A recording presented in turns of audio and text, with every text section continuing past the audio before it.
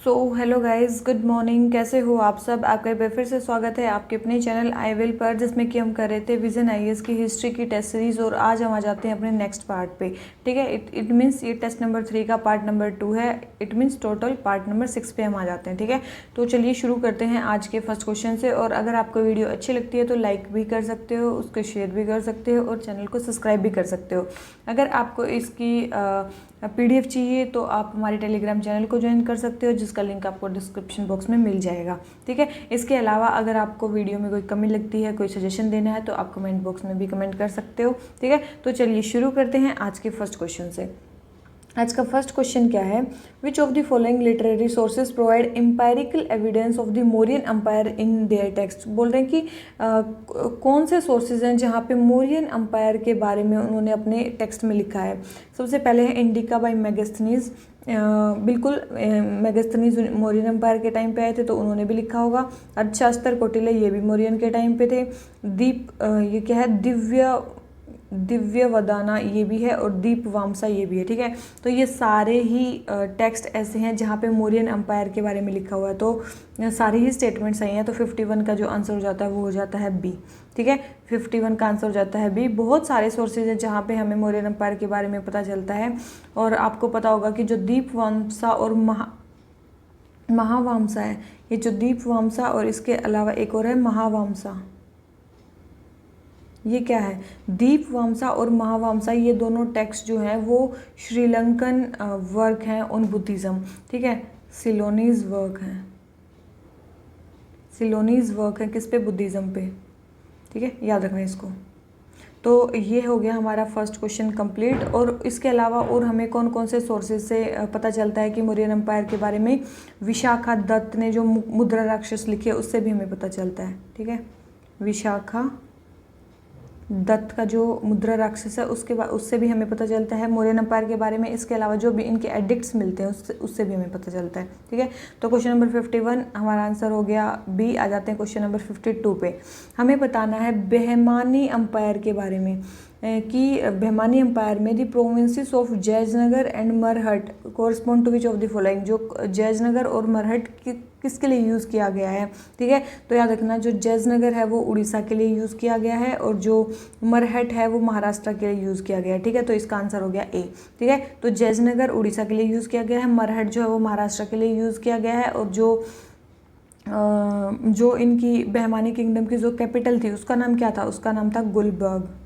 ठीक है, उसका नाम क्या था? गुलबर्ग। और बाद में ये बिदर चेंज कर दी थी। कौन से राजा ने चेंज की थी? इन्हीं के राजा थे भाई अहमद वाली शाह। ठीक है, क्या नाम था उनका?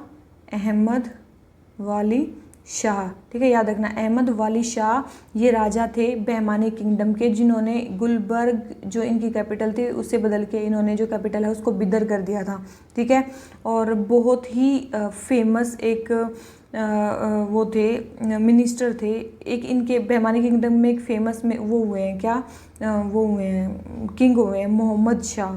ठीक है, मोहम्मद शाह। इन मोहम्मद शाह के एक फेमस मिनिस्टर थे जिनका नाम था मोहम्मद गवान। ठीक है, ये क्वेश्चन मैं पहले करवा भी चुकी हूँ। ठीक है, इनके बारे में। तो मोहम्मद गवान उनके फेमस वो थे। तो ये किसके लिए यूज़ हुआ है? तो क्वेश्चन नंबर 52 हमारा आंसर हो गया ए। आ जाते हैं क्वेश्चन नंबर 53 पे। हमें सूफीज़म में बताना है कि इन सब वर्ड्स का क्या मीनिंग है। ठीक है, सूफीज़म में इनका क्या मीनिंग है? तवक्कुल का मतलब होता है टू ऑब्जर्व द कंटेंटमेंट। ठीक है, कंटेंटमेंट को ऑब्जर्व करना। समा का मतलब क्या होता है? समा का मतलब होता है religious music led to the ecstasy. शुक्र का मतलब होता है एक्सेप्टेंस ऑफ द ऑब्लिगेशन। ये तीनों ही स्टेटमेंट हमारी करेक्ट है। ठीक है, तो हमें सूफीज़म में बताना था इन वर्ड्स का मीनिंग क्या होता है। तो तीनों ही मीनिंग्स इसके करेक्ट दे रखे हैं, तो हमारा आंसर क्या हो जाता है? डी। अब आ जाते हैं नेक्स्ट क्वेश्चन पे। क्वेश्चन नंबर 54 हमें बताना है in the context of the medieval India consider the following statement with reference to the ruler. Ruler के बारे में हमें कुछ स्टेटमेंट्स बताने हैं। He was a contemporary of the great poet Amir Khusro. सबसे पहले तो वो बोल रहे हैं कि जो भी हमें किंग के बारे में बताना है सबसे पहले तो वो उन अमीर खुसरो के कंटेम्प्रेरी थे। सेकेंड है to keep his soldier satisfied with their salary he introduce strict price control measures based on production cost. ठीक है, अपने जो सोल्जर्स हैं उनको सेटिस्फाई रखने के लिए सैलरी में उन्होंने स्ट्रिक्ट प्राइस कंट्रोल मेजर्स लगाए थे प्रोडक्शन कॉस्ट पे। और थर्ड है ही इंट्रोड्यूस द चेहरा एंड डाग सिस्टम। देखो पहले 2 स्टेटमेंट्स चाहे आपको पता हो चाहे ना हो, थर्ड स्टेटमेंट पढ़ते ही आपका आंसर आ जाना चाहिए। ही इंट्रोड्यूस दी चेहरा एंड दाग सिस्टम। एक ही रूलर थे जिन्होंने चेहरा और दाग सिस्टम शुरू किया था, वो कौन थे? अलाउद्दीन खिलजी। ठीक है, मूवी भी बनी हुई है इस पर, आपको पता होना चाहिए। ठीक है, समझ में आया कि मैं क्या बता रही हूँ? अलाउद्दीन खिलजी। ठीक है, अलाउद्दीन खिलजी थे जिन्होंने चेहरा और दाग सिस्टम स्टार्ट किया था। ठीक है, कुछ चीज़ें हम देख लेते हैं किसके बारे में, अब हम देख लेते हैं कुछ चीज़ें उसके बारे में। किसके बारे में? खिलजी डायनेस्टी के बारे में। ठीक है, बहुत इंपॉर्टेंट है इसलिए मैं करा रही हूँ, अदरवाइज़ मैं नहीं कराती। ठीक है, सबसे पहले है खिलजी डायनेस्टी। आपने नाम तो सुना ही होगा। कब से कब तक रही थी? 1290 से लेके 1320 तक रही थी। ठीक है, 1290 से लेके 1320 तक की रही थी, बहुत कम रही थी। इनके फाउंडर कौन थे? जलालुद्दीन खिलजी। ठीक है, स्पेलिंग आप देख लेना। ठीक है, जलालुद्दीन खिलजी, ये बहुत ही ज़्यादा जेनरस रूलर थे, लेनिएंट रूलर थे। ठीक है, याद रखना, बहुत ही ज़्यादा जेनरस थे, लेनिएंट थे। इन्होंने ही 1296 में एक एक्सपीडिशन की थी। कहाँ पे? देवागिरी में। कहाँ पे इन्होंने एक्सपीडिशन की थी? देवागिरी में इन्होंने एक्सपीडिशन की थी, और फिर बाद में कारा में ये वापस आ गए थे। ठीक है, कारा में वापस आ गए थे, और फिर इनके सन इन लॉ ने जिनका नाम था अलाउद्दीन खिलजी, उन्होंने इसको इनका मर्डर कर दिया था। ठीक है, तो याद रखना, अलाउद्दीन खिलजी ने अपने ही मतलब ये जलालुद्दीन खिलजी के सन इन लॉ थे अलाउद्दीन खिलजी, इन्होंने उनका मर्डर किया और उसके बाद ये थ्रोन पे बैठ गए थे। ठीक है, बहुत फेमस है ये इसीलिए। कौन? अलाउद्दीन खिलजी। तो अलाउद्दीन खिलजी का जो टाइम पीरियड है वो कब से कब तक आएगा? इसके बाद आगे कौन? अलाउद्दीन खिलजी। अलाउद्दीन खिलजी का टाइम पीरियड आता है 1296 से लेके 1316 तक। कब तक आता है? 1316 तक आता है। 1316 में फिर अलाउद्दीन खिलजी की डेथ हो जाती है। ठीक है, और अलाउद्दीन खिलजी 2-3 काम तो इन्होंने, इनके लिए काफ़ी ज़्यादा फेमस है अलाउद्दीन खिलजी के। क्या? सबसे पहले तो अमीर खुसरो इनके टाइम पे थे। ठीक है, दूसरा अमीर हसन भी इन्हीं के टाइम पे थे। आपने नाम सुना होगा, अमीर खुसरो, अमीर हसन दोनों इन्हीं के टाइम पे थे। इसके बाद उन्होंने अल्लाही दरवाज़ा, ठीक है, अल्लाही दरवाज़ा बनवाया। उसके बाद इन्होंने अपनी नई कैपिटल बनाई सिरी में। कहाँ पे? सिरी में इन्होंने नई कैपिटल बनाई। तो इसके लिए जो अलाउद्दीन खिलजी हैं वो थोड़े फेमस हैं। ठीक है, इसके बाद इन्होंने रेगुलेट किया नोबल्स को। ठीक है, रेगुलेशंस लगाए नोबल्स पे उनको कंट्रोल करने के लिए। जैसे कि नोबल्स, इनको पता था अगर नोबल्स ठीक रहेंगे तो आपका अंपायर काफ़ी ज़्यादा स्ट्रॉन्ग चलेगा। तो नोबल्स पे इन्होंने क्या क्या कंट्रोल लगाए? सबसे पहले उनकी जितनी भी प्रॉपर्टी थी उसको कॉन्फिस्केट कर लिया। ठीक है, सारी प्रॉपर्टी को कॉन्फिस्केट कर लिया। दूसरा, इंटेलिजेंस सिस्टम को काफ़ी ज़्यादा मतलब प्रमोट किया। ठीक है, इंटेलिजेंस स्पाइस सिस्टम को काफ़ी ज़्यादा वो किया। उसके बाद जो पब्लिक सेल थी लिकर और ड्रग्स की, वो टोटली स्टॉप कर ली। ठीक है, लिकर और ड्रग्स जो थी, इनकी जो सेल थी वो कम्प्लीटली इसने क्या कर दी? बंद कर दी। ठीक है, तो इससे जितनी भी जो नोबल्स के जो इलीगल एक्टिविटीज़ थी या जो फालतू की प्रॉपर्टी थी वो सारी कंट्रोल हो गई, और नोबल्स को कंट्रोल करना इन्होंने समझा कि इनका मेन पर्पज़ है। ठीक है, इसके अलावा और उन्होंने क्या किया? इन्होंने सोशल गैदरिंग और फेस्टिवल बिना सुल्तान की परमिशन के बंद कर दिए। ठीक है, तो जो भी सोशल गैदरिंग होनी थी, जो भी होनी होती थी, फेस्टिवल होने होते थे, वो केवल सुल्तान की मर्जी से ही हो सकते थे। इसके बाद तो लगभग इनके मतलब टाइम पे रिबेलियंस काफ़ी कम हुए थे इसी कारण से। इन्होंने रिफॉर्म्स बहुत सारे किए थे। ठीक है, याद रखना, अलाउद्दीन खिलजी को रिफॉर्म्स के लिए काफ़ी ज़्यादा जाना जाता है। इन्होंने और क्या रिफॉर्म्स किए थे? देखो, सबसे पहले तो इन्होंने स्टैंडिंग आर्मी लगाई थी। ठीक है, जिनको ये स्टैंडिंग आर्मी लगाई थी, जिनको ये कैश में पे करते थे। ठीक है, उसके बाद आपने सुना होगा चेहरा और दाग सिस्टम। अभी मैंने बताया चेहरा और दाग सिस्टम। चेहरा किसके लिए था? चेहरा था दाग किसके लिए था? ये क्या ट्रेडिंग बोल रही हूँ, ब्रांडिंग ऑफ फोर्सेस के लिए। दाग था ब्रांडिंग ऑफ फोर्सेस के लिए, और जो चेहरा था ये था सोल्जर्स की जो डिस्क्रिप्टिव लिस्ट होती थी उसके लिए। हुलिया या चेहरा, हुलिया भी बोलते थे इसको। ठीक है, इन्होंने काफ़ी ज़्यादा मार्केट रिफॉर्म्स भी किए हैं, उसके लिए भी ये फेमस है। मार्केट रिफॉर्म्स क्या क्या किए हैं? जैसे कि इन्होंने 4 डिफरेंट मंडी सेटअप की थी। कौन कौन सी? जैसे ग्रेन की अलग, क्लॉथ की अलग, एनिमल्स की अलग, और जो भी मिसलेनियस कमोडिटीज़ होती हैं उनकी अलग। ठीक है, तो ये अलग अलग इन्होंने 4 मार्केट इस्टेब्लिश की थी, और इन मार्केट्स के ऊपर एक ऑफिसर बैठता था जिसको बोलते थे शाहना ए मंडी। क्या बोलते थे? शाहना ए मंडी। इसको क्या बोलते थे? शाहना ए मंडी बोलते थे इस ऑफिसर को जो इन मंडियों के ऊपर बैठता था। इसके बाद एक दीवान ए रियासत भी इन्होंने क्रिएट की, एक डिपार्टमेंट बनाया दीवान ए रियासत। ठीक है, दीवान ए रियासत भी इन्होंने एक डिपार्टमेंट बनाया। इसके बाद इन्होंने हर एक मर्चेंट्स को क्या बोला कि उनका क्या होगा, रजिस्ट्रेशन होगा। हर एक मर्चेंट का रजिस्ट्रेशन होता था इनके टाइम पे, ठीक है। सीक्रेट एजेंट्स को इन्होंने वो किया, अपॉइंट किया, सीक्रेट ऑफिसर्स, उनको क्या बोला जाता था, मुनहियंस। क्या बोला जाता था, मुनहियंस। मुनहियंस क्या होते थे, सीक्रेट एजेंट्स होते थे। सीक्रेट एजेंट्स को बोला जाता था मुनियंस। तो इन्होंने उनको अपॉइंट किया। हार्श पनिशमेंट दी जाती थी, हार्श पनिशमेंट दी जाती, अगर कोई गलत करता था तो उसको हार्श पनिशमेंट दी जाती थी। तो और पहले सुल्तान थे जिन्होंने लैंड मेजरमेंट के आदेश दिए थे। लैंड मेजरमेंट इन्होंने स्टार्ट करवाई थी, लैंड मेजरमेंट, ठीक है। तो first sultan who ordered measurement of land वो कौन थे, अलाउद्दीन खिलजी थे। इसके बाद इनका जो रिवेन्यू कलेक्शन होता था वो कैसे होता था, कैश में इनका रिवेन्यू कलेक्शन होता था, ठीक है। इन्होंने काफ़ी सारी मिलिट्री कैंपेन्स भी किए हैं, ठीक है। याद रखना अलाउद्दीन खिलजी की मिलिट्री कैंपेन्स के लिए भी काफ़ी जाना जाता था। देखो कोई भी जो राजा है ना उसको सक्सेसफुल कब माना जाएगा, जब उसने अपने एम्पायर को बढ़ाया हो या फिर कहीं पे मिलिट्री एक्सपेडिशन की हो, तभी वो फेमस माना जाता है। जैसे कि अलाउद्दीन खिलजी, अलाउद्दीन खिलजी ने 6 टाइम्स जो है वो मंगोल्स पे अटैक किया था। कितने टाइम, 6 टाइम उन्होंने मंगोल्स पे अटैक किया था, ठीक है। 6 टाइम मंगोल्स पे अटैक किया था। फिर फ्रंटियर को प्रोटेक्ट करने के लिए उन्होंने गाजी मलिक को इधर वेस्टर्न बॉर्डर पे रख दिया था। किसको, गाजी मलिक को, गाजी मलिक को, ठीक है। तो 6 टाइम इन्होंने किया। इसके अलावा इन्होंने गुजरात, मेवाड़, दक्कन, रणथंभौर, चित्तौड़, यहाँ इन सब जगहों पे भी मिलिट्री कैंपेन्स किए हैं, ठीक है। अगर दक्कन की बात करें, दक्कन में तो काफ़ी सारी जगह, मतलब साउथ में काफ़ी सारी जगह, जैसे कि देवागिरी, वारंगल, होयसाला रूलर जो थे, पांड्या रूलर्स जो थे वहाँ पे, ठीक है। इन्होंने किया, कौन भेजा वहाँ पे, मलिक कफूर, ठीक है। साउथ में उसने कौन भेजा, मलिक कफूर को भेजा, ठीक है। और फिर बाद में क्या हुआ, इनके बाद जो है वो किंगडम डिक्लाइन कर गया। और उसके बाद कौन सी डायनेस्टी आ गई, मतलब इनके बाद कोई इतना फेमस रूलर आया नहीं, किंगडम डिक्लाइन किया। और उसके बाद कौन सी डायनेस्टी आ गई, तुगलक डायनेस्टी आ गई, ठीक है। ये कौन सी डायनेस्टी थी, खिलजी डायनेस्टी थी। इसके बाद कौन सी डायनेस्टी आई, तुगलक डायनेस्टी आई, ठीक है। तो हमारा ये वाला जो क्वेश्चन हो जाता है कंप्लीट। मैंने मोटा मोटा बताया खिलजी डायनेस्टी के बारे में, कौन फाउंडर थे, कब से कब तक थे, ठीक है। आगे समझ में। अब आ जाते हैं अपने नेक्स्ट क्वेश्चन पे। क्वेश्चन नंबर 54 हो गया कंप्लीट। आ जाते हैं, ठीक है, आ जाते हैं क्वेश्चन नंबर 55 पे। Who was the Greek ambassador who set up a pillar in the honor of Lord Vasudeva at Besnagar near Vidisha in MP around mid 2nd century BC? बोल रहे हैं कि वो ग्रीक एम्बेसडर कौन थे जिन्होंने एक पिलर सेटअप किया था लॉर्ड वासुदेवा के ऑनर में विदिशा एमपी में। कौन थे वो ग्रीक एम्बेसडर, वो ग्रीक एम्बेसडर कौन थे, वो थे हेलियोडोरस। कौन थे वो, हेलियोडोरस थे, ठीक है। याद रखना है वो कौन थे, हेलियोडोरस थे। जो मिनेंडर थे वो क्या बन गए थे बाद में, बुद्धिस्ट बन गए थे। याद रखना, मिनेंडर बाद में क्या बन गए थे, बुद्धिस्ट बन गए थे। और ये गोंडो फेरोन्स क्या थे, ये पार्थिनियन रूलर्स। कौन थे ये, पार्थिनियन रूलर। और ये कादफाइसिस कौन थे, ये कुशान रूलर थे। ये कौन थे, कुशान रूलर थे। तो ये पता आपको, कादफाइसिस कुशान रूलर थे, ये पार्थिनियन थे, गोंडो फेरेंस पार्थिनियन थे, मिनेंडर आपको पता बाद में बुद्धिस्ट बन गए थे।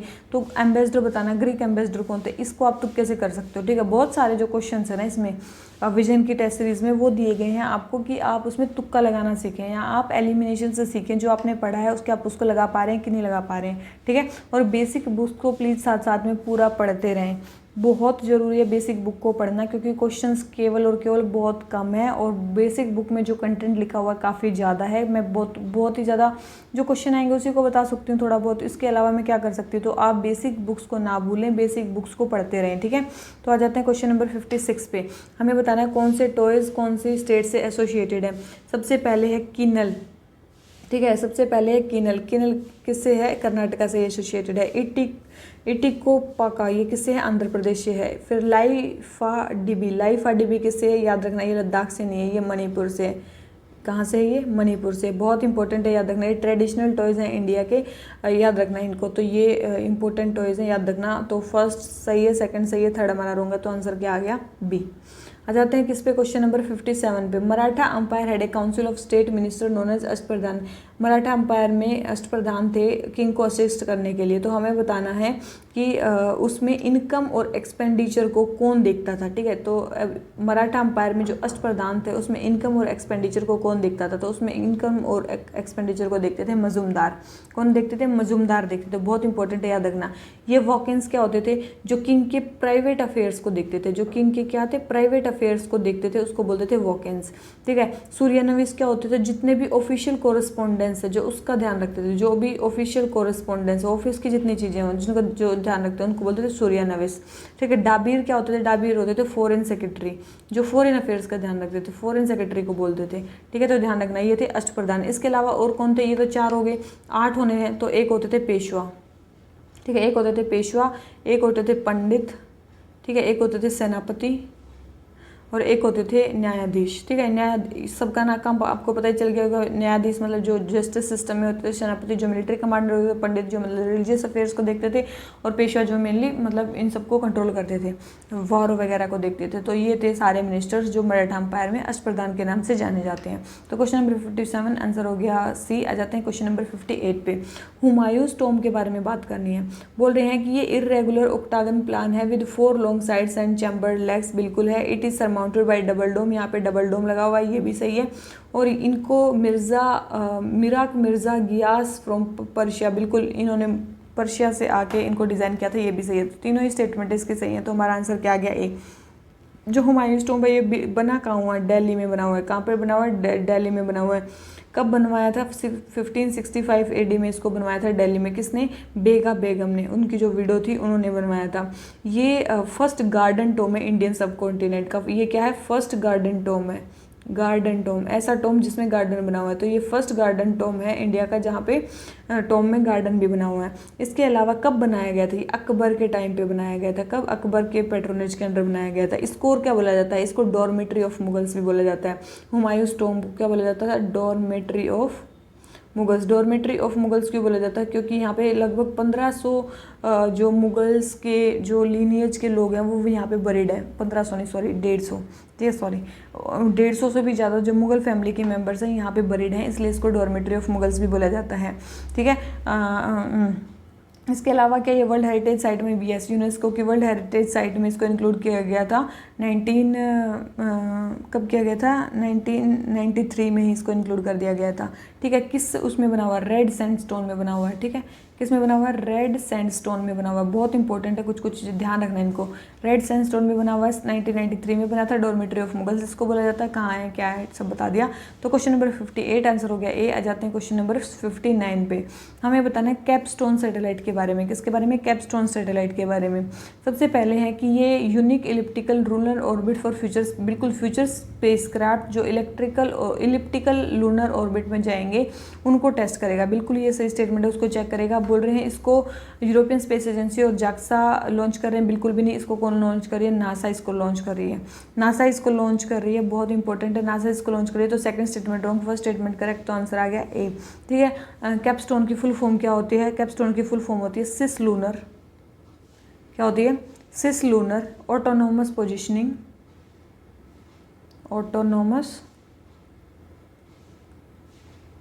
Positioning system technology operations, system technology operations and navigation experiment.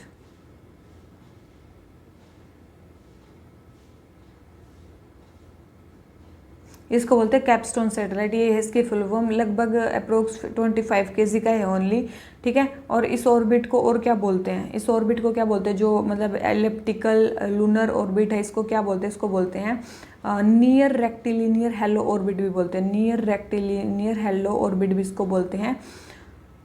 तो इससे क्या होगा, इससे क्या हो गया, फ्यूचर में कमर्शियल जो चीज़ है, मतलब it will lay foundation for commercial support of future lunar operation, ठीक है। फ्यूचर में जो लूनर ऑपरेशन होंगे उनको कमर्शियल सपोर्ट प्रोवाइड करेगा ये जो कैपस्टोन सैटेलाइट है, ठीक है। तो क्वेश्चन नंबर 59 हमारा फर्स्ट स्टेटमेंट करेक्ट है, सेकंड रॉन्ग है, आंसर आ जाता है ए। आ जाते हैं क्वेश्चन नंबर 60 पे। हमें बताना है किसके बारे में, वज्रयान सेक्ट ऑफ बुद्धिज्म के बारे में। सबसे पहले है its follower believed that salvation could be attained by acquiring magical power। बिल्कुल ये मतलब वज्रयान वाले मानते हैं कि जो साल्वेशन है वो अटेन किया जा सकता है by acquiring magical powers. Tara is the chief divinity of this sect, बिल्कुल सही स्टेटमेंट है। और ये ईस्टर्न इंडिया में काफ़ी ज़्यादा पॉपुलर है, ये भी सही है, ठीक है। और इसको और क्या कहा जाता है, इसको तांत्रिक बुद्धिज्म भी बोला जाता है। इसको इसलिए इसको क्या बोला जाता है, तांत्रिक बुद्धिज्म भी बोला जाता है। क्या किसी और नाम से जाना जाता है, yes, the vehicle of Thunderbolt भी बोला जाता है इसको, व्हीकल ऑफ थंडरबोल्ट भी बोला जाता है इसको, व्हीकल ऑफ थंडरबोल्ट भी बोला जाता है इसको, तांत्रिक बुद्धिज्म के नाम से भी जाना जाता है। ठीक है, साल्वेशन मैजिकल पावर से इसमें ली जा सकती है, और जो साल्वेशन मैजिकल पावर से ली जाती है उसको बोलते हैं वज्रा, उसको क्या बोलते हैं, वज्र, इसलिए इसका नाम है वज्रयान। ठीक है, मतलब जिसमें वज्र को माना जाता है। ज़्यादातर इंपॉर्टेंस किसको दी जाती है, गुरुज को, जैसे कि लामा है, उनको ज़्यादातर इंपॉर्टेंस दी जाती है, जिनके पास क्या होती है, फिलोसॉफिकल और रिचुअल ट्रेडिशन की सारी नॉलेज होती है, मास्टर कर ली होती है, वो बताते हैं फिर कैसे साल्वेशन अटेन करनी है। ठीक है, और सबसे फेमस लामा आपको पता ही है तिब्बत में कौन है, दलाई लामा सबसे ज़्यादा फेमस है। तो फर्स्ट, सेकंड एंड थर्ड तीनों ही स्टेटमेंट करेक्ट है, तो हमारा आंसर क्या होता है, डी। ठीक है, महायान बुद्धिज्म में क्या है मेन, देखो एक तो ये वज्रयान बुद्धिज्म, महायान बुद्धिज्म में मेनली क्या है, एक तो आइडल वर्शिप की जाती है। ठीक है, आइडल्स की वर्शिप की जाती है बुद्धा की। ठीक है, mainly north India, Kashmir, central Asia, east Asia, south east Asia, यहाँ पे ये फॉलो किया जाता है। चाइना, कोरिया, तिब्बत यहाँ पे फॉलो किया जाता है। मेन क्या है, आइडल वर्शिप की जाती है। और इसके अलावा बोधिसत्व का कंसेप्ट है यहाँ पे, बोधिसत्व का कंसेप्ट है। बोधिसत्व कौन थे, बोधिसत्व ऐसे पर्सन्स होते हैं जिन्होंने अपनी जो है जीवन मुक्ति तो कर लिया, मतलब उन्होंने तो गॉड को अचीव कर लिया, लेकिन वो फाइनल अपना साल्वेशन नहीं लेते हैं, ताकि वो लोग और लोगों की हेल्प कर सके साल्वेशन को अचीव करने में, उनको बोलते हैं बोधिसत्व। ठीक है, और ये हो गया, हाँ ठीक है। उसके बाद हीनयान बुद्धिज्म क्या होता है, हीनयान बुद्धिज्म होता है जो मेनली बुद्धा की ओरिजिनल टीचिंग्स में मेनली बिलीव करते हैं, उनको बोलते हैं हीनयान बुद्धिज्म। एक होता है थेरावेदा बुद्धिज्म। थेरावेदा क्या होता है, ये मोस्ट एंशियंट ब्रांच है, और ये जो बुद्धा की ओरिजिनल टीचिंग से उसके क्लोजेस्ट है। ठीक है, मेनली कहाँ पे डेवलप हुई थी थेरावेदा बुद्धिज्म, ये श्रीलंका में डेवलप हुई थी। कहाँ हुई थी, श्रीलंका में डेवलप हुई थी, फिर साउथ ईस्ट एशिया में फैली थी। ठीक है, और बस ये ध्यान रखना, यही सारी चीज़ें हैं मेन। तो क्वेश्चन नंबर 60 हमारा आंसर हो गया डी। आ जाते हैं क्वेश्चन 61 पे।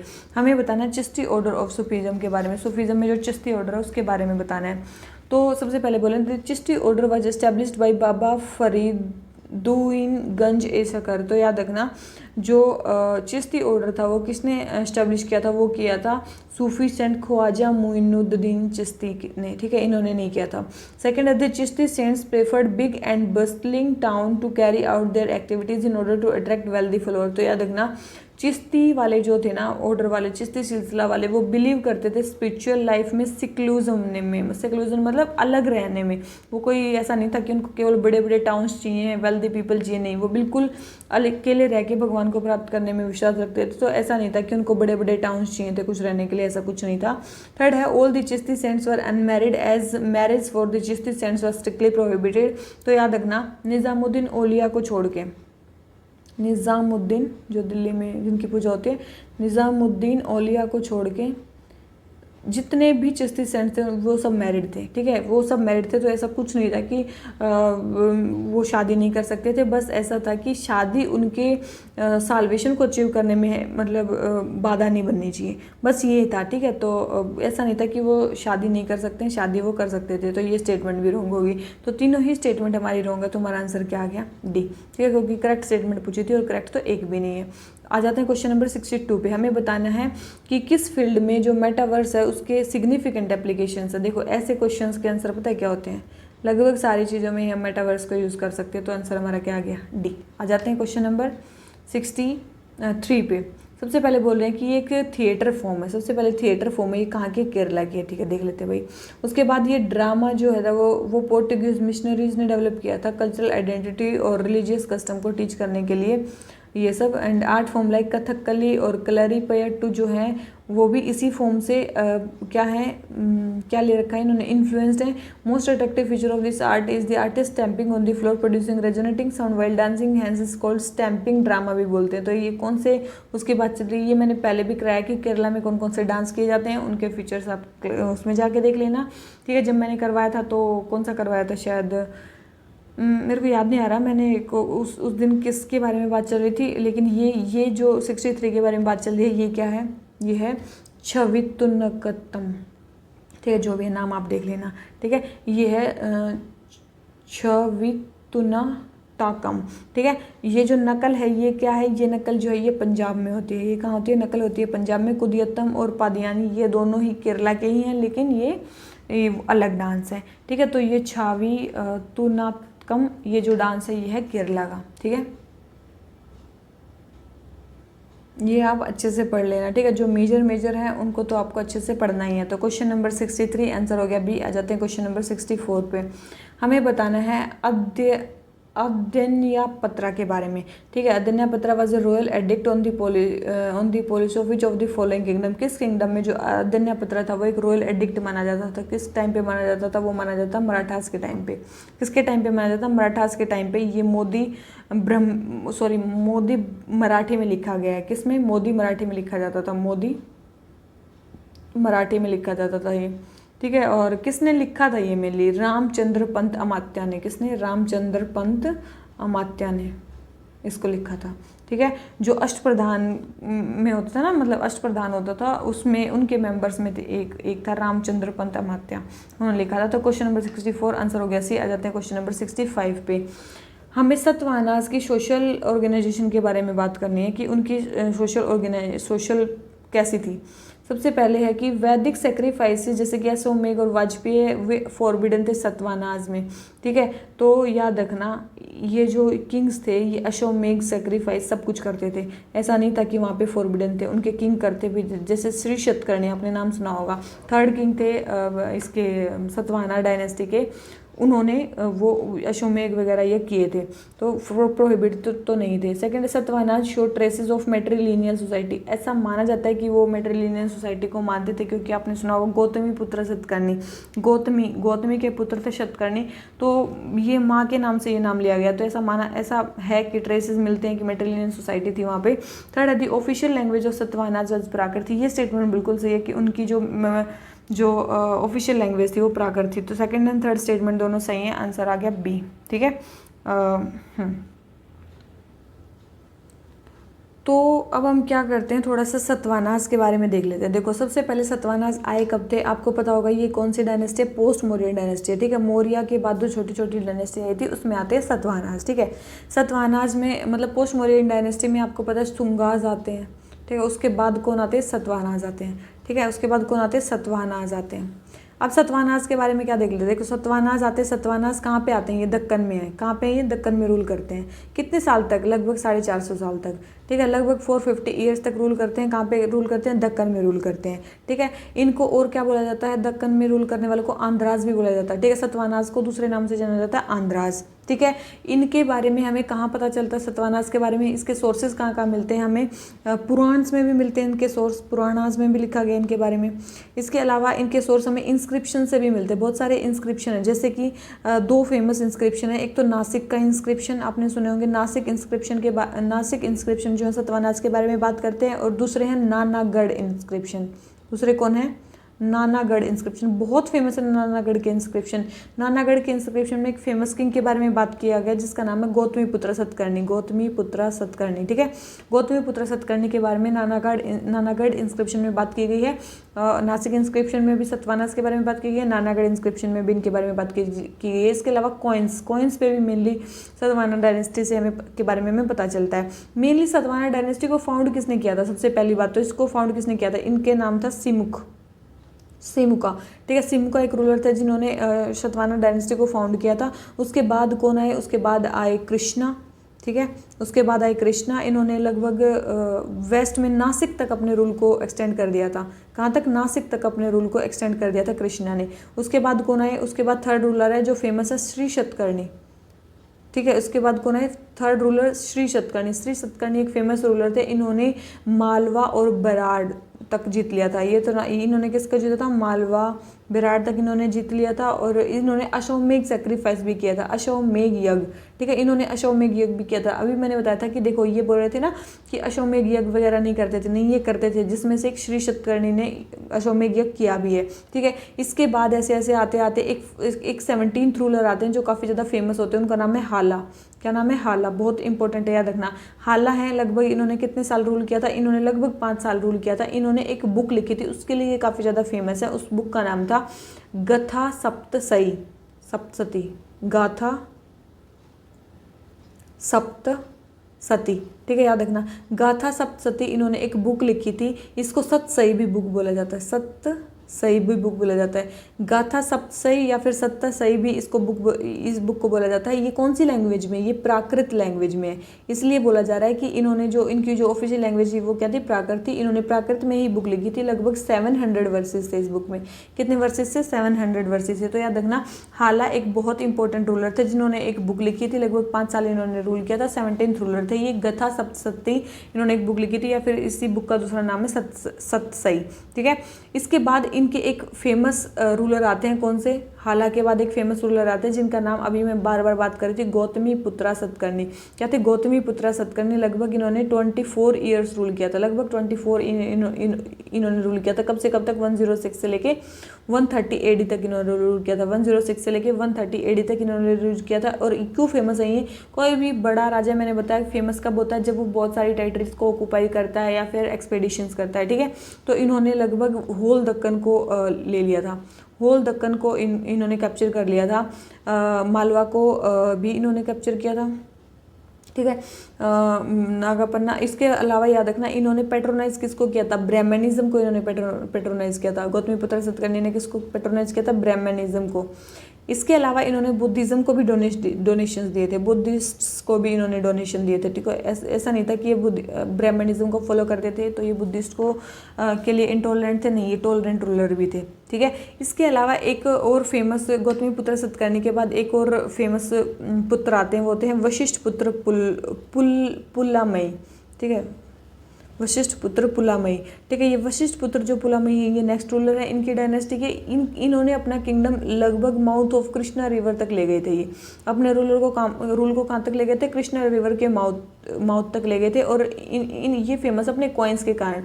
कॉइन्स पे जो है इन्होंने शिप्स की इमेज बनाई थी, इससे क्या पता चलता है कि जो सतवाहनास थे वो मैरीटाइम पावर में भी काफ़ी ज़्यादा तेज थे, ठीक है। और जो विशिष्ट पुत्र पुलमयी थे, उन्होंने ओल्ड स्तूपास को रिपेयर भी करवाया था, ठीक है। इसलिए भी ये विशिष्ट पुत्र पुलमयी फेमस है। इसके अलावा जो लास्ट रूलर आते हैं सतवाहना डायनेस्टी के, वो है यजना श्री सतकर्णी, ठीक है। तो यजना श्री सतकर्णी ये लास्ट रूलर हैं किसके, सतवाहनास डायनेस्टी के, ठीक है। तो ये चीज़ ध्यान रखना। यही सारे हमारे हो गए हैं कंप्लीट। ये थी मतलब पॉलिटिकल हिस्ट्री ऑफ सतवाहनास की। सतवाहनास में कौन कौन है, उनके फेमस रूलर कौन थे, ये वो फलाना दिखाना, सारी चीज़ करवा दी, ठीक है। इकोनॉमिक कंडीशन इनकी कैसी थी, सतवाहनास की इकोनॉमिक कंडीशन देखो। इकोनॉमिक कंडीशन सबसे पहले काफ़ी ज़्यादा इनके में जो ट्रेड एंड कॉमर्स और फ्लोरिश किया। गिल्ड्स भी इस टाइम पे बनी हुई थी, क्राफ्ट्समैनशिप वगैरह की जो होती हैं। इसके अलावा यहाँ पे सिल्वर कॉइन्स चलते थे जिनको बोला जाता था करशापानास। क्या होते हैं, सिल्वर कॉइन्स होते हैं। सिल्वर कॉइन्स को करशापानास बोला जाता है। बहुत सारे जो इनके टाइम पे पोर्ट्स थे, ठीक है। इन मतलब सतवाहनास के टाइम पे काफ़ी सारे पोर्ट्स फेमस थे। मैरीटाइम पावर तो मैंने बता दी, जैसे कि एक दक्कन में था कल्याणी पोर्ट, ठीक है। कल्याणी पोर्ट वेस्टर्न में था। 2 पोर्ट ईस्ट में थे, एक तो गंजम पोर्ट, अभी भी सुना होगा, अपने नाम सुना, गंजम उड़ीसा में, तो गंजम पोर्ट था। एक था गंदा कसेला पोर्ट, ठीक है। एक है गंदा कसेला पोर्ट। ये कहाँ पे फेमस पोर्ट थे, ये ईस्टर्न पार्ट पे, मतलब ईस्टर्न जो बाउंड्री थी वहाँ पे जो इनके फेमस पोर्ट थे वो थे गंजम और गंदा कसेला। और जो वेस्टर्न पे था वो था कल्याणी, ठीक है। ये फेमस पोर्ट्स थे। ट्रेड कॉमर्स अच्छा होता था, गिल्ड्स वगैरह थी, ठीक है। कल्चरल में बता दिया मैंने, ब्राह्मणिज्म को फॉलो करते थे, बुद्धिज्म को पेट्रोनाइज किया था, प्राकृत लैंग्वेज को पेट्रोनाइज किया था। फिर बाद में जो था इनका रूल वो हो गया था, क्योंकि वेस्ट से, नॉर्थ वेस्ट से इन्वेजन होने लगे थे, फॉरेन इन्वेजन्स, ठीक है। जैसे कि उसके बाद आए बैक्टीरियंस आए, उसके बाद ये क्या बोलते हैं, शाकाज आए, ठीक है। बैक्टीरियन, शाकाज, कुशान्स, ठीक है। तो ये सारे वेस्ट से इन्वेजन करने लगे। इसके बाद इनका जो है वो डिक्लाइन हो जाता है। तो ये थे हमारे सतवाहनास। तो क्वेश्चन नंबर 65 आंसर हो गया बी। आ जाते हैं क्वेश्चन नंबर 66 पे। हमें बताना है कौन सी मार्शल आर्ट कौन से स्टेट से एसोसिएटेड है। तो सबसे पहले है कि सिलंबम कहाँ से है, तमिलनाडु से है, तो फर्स्ट स्टेटमेंट बिल्कुल सही है। सेकंड है गटका पंजाब से ही है। थोड़ा तो याद रखना, थोड़ा कहाँ से है, हिमाचल से है, ठीक है। ये मैं पहले साल भी मैं ये करवा चुकी हूँ, ठीक है। अगर आपको इसका अच्छे से फ़ायदा उठाना है ना, देखो हिस्ट्री की टेस्ट सीरीज में क्या है, पिछले साल भी मैंने कराई है, तो आप पिछले साल की भी एक बार फुल देख लेना, इस साल वाली देख लेना, और फिर एक बार बेसिक बुक पढ़ लेना, आपके मैक्सिमम चीज़ हो जाएंगे कंप्लीट, ठीक है। तो first and second statement correct है, थर्ड स्टेटमेंट रॉन्ग है, तो हमारा थर्ड हो गया रॉन्ग। आ जाते हैं क्वेश्चन नंबर 67 पे मौर्यन कॉइनेज के बारे में बात करनी है। सबसे पहले है karshapanas coins of Mauryan period specifically mention about the issuing authority. बहुत इंपॉर्टेंट है, याद रखना। अभी हमने पढ़ा है कि जो देखो ये अभी पढ़ा था, कहाँ लिखा मैंने, देखो एक शतवानाज में जो क्या होते थे, करशापानाज होते थे, ठीक है, होते थे करशापानाज, सिल्वर कॉइन्स को बोलते हैं। तो करशापानाज ये बोल रहे हैं कि उसमें इशूइंग अथॉरिटी का नाम लिखा होता था। तो याद रखना, जब मौर्यंस में करशापानाज जो सिल्वर कॉइन होते थे उसमें इशूइंग अथॉरिटी का नाम नहीं होता था, ठीक है, याद रखना। सिल्वर कॉइन्स होते थे, गोल्ड के नहीं होते थे, इसमें इशूइंग अथॉरिटी का नाम नहीं होता था। सेकंड है the coins were mostly made up of gold and silver. Mainly किसके बने होते थे, सिल्वर के बने होते थे, गोल्ड के नहीं बने होते थे। तो सेकंड स्टेटमेंट भी होंगे, तो फर्स्ट स्टेटमेंट भी होंगे, सेकंड स्टेटमेंट भी होंगे, तो इसका आंसर हमारा क्या हो गया, डी, ठीक है। आ जाते हैं किस पे, क्वेश्चन नंबर 68 पे। हमें बताना है कि बटाई और नसाक ये क्या है। मिडिवल इंडिया में दो टर्म यूज होती हैं, तो ये बटाई और दशाक क्या है, तो याद रखना ये लैंड रिवेन्यू सिस्टम है अकबर के रेन के। एक और इनके टाइम का लैंड रिवेन्यू सिस्टम काफ़ी ज़्यादा फेमस है, जिसको बोलते हैं दहसाला सिस्टम। दहसाला सिस्टम काफ़ी ज़्यादा फेमस है, जो टोडरमल ने स्टार्ट किया था। दहसाला सिस्टम 10 साल का रेवेन्यू कलेक्शन या कुछ सेटिंग, ठीक है। तो क्वेश्चन नंबर 68 आंसर हो गया बी। आ जाते हैं क्वेश्चन नंबर 69 पे। सबसे पहले ये एक एनुअल फेस्टिवल है जो हैदराबाद और सिकंदराबाद दोनों में मनाया जाता है और कुछ पार्ट तेलंगाना में भी मनाया जाता है। ये डेडिकेट किया जाता है गॉडेस महाकाली को। इसमें क्या दिया जाता है उनको, rice cooked with milk and jaggery, मतलब दूध और गुड़ में राइस को पकाया जाता है ब्रास या मतलब या मिट्टी के बर्तन में, जिसको नीम के पत्तों के साथ सजाया जाता है। टर्मरिक और वर्मिलियन से सजाया जाता है। A lit lamp is placed on the top of the pot which is then carried by women on their head and offered along with turmeric, vermilion, bangles and sarees to the deity in various temples। तो ये ऐसा कहाँ पे होता है, बहुत ही अच्छा festival है। ये कहाँ पे मनाया जाता है, ये सारी चीज़ें किसके बारे में चल रही है, ये चल रही है बोनालू के बारे में। किसके बारे में चल रही है, बोनालू के बारे में। बहुत फेमस फेस्टिवल है, बता दिया कहाँ कहाँ मनाया जाता है, ठीक है। पोंगल कहाँ कहाँ मनाया जाता है, आंध्रा और तमिलनाडु में मनाया जाता है। पोंगल आंध्रा और तमिलनाडु में मनाया जाता है। उगाड़ी कहाँ मनाया जाता है, उगाड़ी मेनली आंध्रा में मनाया जाता है। और जो ये भरानी है ठीक है, ये छत्ती बनानी, ये कहाँ पे मनाया जाता है, ये मनाया जाता है मेनली केरला में, ठीक है, ये मेनली केरला में मनाया जाता है। और ये जो बोनालू है ये मेनली हैदराबाद और सिकंदराबाद या फिर तेलंगाना वाले रीजन में मेनली मनाया जाता है। बोनम का मतलब मील ही होता है तेलंगाना में, ठीक है। बोनम का मतलब क्या होता है, बोनम मतलब होता है मील, मील कुछ खिलाई जाती है डीटी को। तो क्वेश्चन नंबर 69 आंसर हो गया डी। आ जाते हैं क्वेश्चन नंबर 70 पे। हमें बताना है राष्ट्रकूटा डायनेस्टी के बारे में। किसके बारे में, राष्ट्रकूटा डायनेस्टी के बारे में हम कर चुके हैं, ठीक है। राष्ट्रकूटास के बारे में सारी चीज़ें कर चुके हैं। तो सबसे पहले है the ruler of dynasty were strict followers of Shaivism and prohibited the practice of any other religion. जो भी हिंदुइज्म के फॉलोअर होंगे, याद रखना वो टॉलरेंट होंगे, ठीक है, वो ऑर्थोडॉक्स नहीं होंगे या फिर वो बहुत ज़्यादा वैसे नहीं होंगे कि दूसरे रिलीजन को प्रैक्टिस ही ना करने दे। ऐसा नहीं है कि दूसरे रिलीजन को प्रैक्टिस नहीं करने देते थे, वो फॉलो करने देते थे।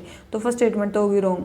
सेकंड है Krishna one of the Rashtrakuta dynasty build the Kailash temple dedicated to lord Shivaite Ellora. ये स्टेटमेंट बिल्कुल सही है कि कृष्णा वन ने जो भी एलोरा में शिव का टेम्पल बना हुआ कैलाश टेम्पल, वो कृष्णा वन ने बना हुआ है, वो राष्ट्रकूटा डायनेस्टी के थे। तो ये स्टेटमेंट सही है। तो सेकंड स्टेटमेंट सही है, फर्स्ट स्टेटमेंट रॉन्ग है, तो आंसर हो गया हमारा बी।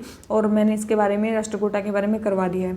आ जाते हैं क्वेश्चन नंबर 71 पे। पीलू पट्टी और अश्वा पट्टी क्या है। गुप्ता एम्पायर में दो चीज़ यूज होती थी, पीलू पट्टी और अश्वा पट्टी, एक नारा पट्टी भी थी। तो ये क्या थे, ये थे आर्मी ऑफिसर्स। पीलू पट्टी मतलब, पीलू मतलब जो एलिफेंट्स के हेड होते थे, एलिफेंट्स के जो हेड होते थे उनको बोलते थे पीलू पट्टी। अश्व पट्टी मतलब, अश्व मतलब जो हॉर्सेस के हेड होते थे। इसके बाद एक होते थे नारा पट्टी।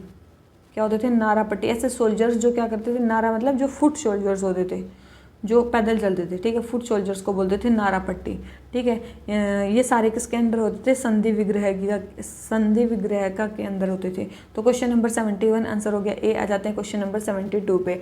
कौन सी फिलोसफी किसने दी है, बहुत ही फेमस है, ठीक है, आसान भी है फेमस भी है। सबसे पहले है द्वैतवाद, किसने दी है, निम्बार्क ने दी है, बिल्कुल सही है। सेकंड है शुद्ध अद्वैत, रामानुजाचार्य ने दिए। तो याद रखना शुद्ध अद्वैत किसने दिया, वल्लभाचार्य ने दिए। ये क्वेश्चन भी आ चुका है, ठीक है, वल्लभाचार्य ने दिए, तो ये स्टेटमेंट रॉन्ग होगी। रामानुज ने कौन सी दी है, विशिष्ट अद्वैत दी है। कौन सी है, विशिष्ट अद्वैत की फिलोसफी इन्होंने दी है। तो रामानुजाचार्य ने विशिष्ट अद्वैत की दी है, शुद्ध अद्वैत दी है वल्लभाचार्य ने। सेकंड स्टेटमेंट मतलब रॉन्ग होगी। और थर्ड अद्वैत, द्वैतवाद किसने दिया, माधवाचार्य ने दिया, बिल्कुल। और द्वैत अद्वैत किसने दिया, निम्बार्क ने दिया। तो first and third statement correct है, सेकंड स्टेटमेंट रॉन्ग है। तो हमारा आंसर क्या आ गया, B. Question number 72 answer B. आ जाते हैं क्वेश्चन नंबर 73 पे। कुलधर ग्रुप जो मेडिवल इंडिया में यूज होता है, कुलधर ग्रुप क्या है। तो कुलधर जो ग्रुप है वो क्या है कि मिनिएचर पेंटिंग्स है। ठीक है, याद रखना कुलधर ग्रुप क्या है, एक मिनिएचर पेंटिंग का एक ग्रुप है। इसमें किसकी इलस्ट्रेशन की जाती है, मेनली चौरा पंचासिका, चौरा पंचासिका। ठीक है, इसकी mainly 50 verses of thief by Bilhana ने जो लिखी है, गीत गोविंद, भागवत पुराण, रामलीला, सबकी इलस्ट्रेशन इसमें की जाती है। ठीक है, मिनिएचर पेंटिंग में जो ये की जाती है, तो कुलधर ग्रुप इसको करता है। क्वेश्चन नंबर 74 हमें बताना है रॉक शेल्टर्स के बारे में। Rock shelters on the bank of river Suyal at Lakhudiyar Uttarakhand bears prehistoric painting in the context which of the following are characteristics of Lakhudiyar cave paintings. Lakhudiyar cave paintings के हमें क्या बताने हैं, कैरेक्टरिस्टिक्स बताने कि लखुदियार पेंटिंग में क्या क्या होता है। ठीक है, लखुदियार पेंटिंग में क्या होता है, बोल रहे हैं कि hand like dancing human figures, तो बिल्कुल देखो hand like dancing human figures. Second है absence of animal motives, absence of animal motives. Third है human represented in a stick like form, use of only white and black colours, use of only white and black colours. ठीक है, तो क्या है इसमें क्या है, देखो hand link dancing human figures होती थी, एनिमल्स के फिगर्स भी होते थे, याद रखना animals, man, animals, geometric pattern, सारी चीज़ें होती थी। ऐसा नहीं था कि एनिमल्स मोटिव नहीं होती, एनिमल मोटिव्स भी होती थी। तो सेकंड स्टेटमेंट तो रॉन्ग होगी। ठीक है, फर्स्ट एंड थर्ड इसका मतलब करेक्ट है, थर्ड भी मतलब करेक्ट है। फोर्थ क्या है, use of only white and black colours, only नहीं, देखो व्हाइट, ब्लैक और रेड कलर्स का भी इसमें यूज होता था, तो ऐसा नहीं है कि केवल व्हाइट और ब्लैक कलर का यूज होता था। तो फोर्थ स्टेटमेंट भी करेक्ट रॉन्ग है, तो आंसर हमारा क्या हो गया, बी। ठीक है, तो लखुदियार केव पेंटिंग्स अच्छे से हैं, एक बार पिक्चर्स में देख लोगे तो अच्छा रहेगा। ठीक है, एक बार आप खोल के देख लेना। ये जो मैं सेटअप यूज़ कर रही हूँ इसमें मैं आपको पिक्चर्स नहीं दिखा सकती, सॉरी फॉर दैट। ठीक है, the India bio economy report 2022 ये कौन निकालता है, ये कौन निकालता है, तो ये कौन निकालता है, याद रखना biotechnology industrial research assistance council निकालती है। ठीक है, इसमें मेनली क्या बताया जाता है कि जो इसमें बताया जाता है कि मेनली इंडिया का जो बायोटेक्नोलॉजी की जो इकोनॉमी है, बायोटेक्नोलॉजी के सेक्टर की जो इकोनॉमी है वो कहाँ तक पहुँचने वाली है, ऐसा माना जाता है। इसने बताया कि 2025 तक जो बायो इकोनॉमी है वो पहुँच जाएगी कितनी, लगभग 150 बिलियन डॉलर तक। कब कितनी पहुँच जाएगी, 150 बिलियन डॉलर तक टच कर जाएगी इंडिया की जो बायो इकोनॉमी है। और 2030 तक 300 बिलियन, 2030 तक वो डबल हो जाएगी, कितनी, 300 बिलियन डॉलर हो जाएगी जो ये है। ठीक है, और साउथ एशिया में इंडिया टॉप 3 में है, और अगर वर्ल्ड में बात करें तो टॉप 12 डेस्टिनेशन में आता है इंडिया बायो इकोनॉमी के सेक्टर में। तो क्वेश्चन नंबर 75 आंसर हो गया ए। आ जाते हैं क्वेश्चन नंबर 76 पे। गुप्ता अंपायर के बारे में बात करनी है, किसके बारे में, गुप्ता अंपायर के बारे में। सबसे पहले है the paid witness and increase in taxes on trade and commerce while the land taxes were decrease. तो याद रखना गुप्ता टाइम पे जो लैंड टैक्सेस हैं उनको इंक्रीज किया गया था, और ट्रेड ऑन कॉमर्स जो है उस पर जो टैक्स है उसको डिक्रीज किया गया था। बहुत इंपॉर्टेंट है, याद रखना ट्रेड को बढ़ावा दिया गया था इसलिए उस पर टैक्स कम कर दिए गए थे, और लैंड रेवेन्यू को बढ़ा दिया गया था। तो फर्स्ट स्टेटमेंट तो रॉन्ग होगी। सेकंड है villagers were subjected to force labour by royal army and official, royal army और ऑफिसर जो थे वो बिल्कुल विलेजर्स को as a force labour use करते थे। थर्ड है daily transactions by the people residing in empire were done through the dinars. बोल रहे हैं गोल्ड कॉइन्स का यूज करते थे डेली ट्रांजेक्शन के लिए, ऐसा कुछ भी नहीं है, गोल्ड कॉइन्स ऐसे डेली ट्रांजेक्शन में यूज नहीं होते थे, याद रखना। ठीक है, डेली ट्रांजेक्शन में गोल्ड कॉइन थोड़ी ना यूज हो सकते हैं। गुप्ता एम्पायर को गोल्डन एम्पायर बोला जाता है क्योंकि वहाँ पे लिटरेचर, कल्चरल काफ़ी ज़्यादा मतलब हाई उस पर था, लेकिन ऐसा नहीं है कि वहाँ पे गोल्ड के कॉइन्स यूज होते थे, ऐसा नहीं था। क्वेश्चन नंबर 76 थर्ड स्टेटमेंट हमारी रॉन्ग है, तो आंसर क्या आ गया हमारा, बी। ठीक है, नॉर्मल सा है। आ जाते हैं क्वेश्चन नंबर 77 पे। हमें बताना है कि कलिंगा वार का अशोका की पॉलिसीज पे क्या इम्पैक्ट हुआ, उसके बारे में बताना है। सबसे पहले Ashoka prohibited the slaughter of animals in the capital. उन्होंने बिल्कुल स्लॉटर ऑफ एनिमल्स को कैपिटल में प्रोहिबिट कर दिया था, बिल्कुल सही है।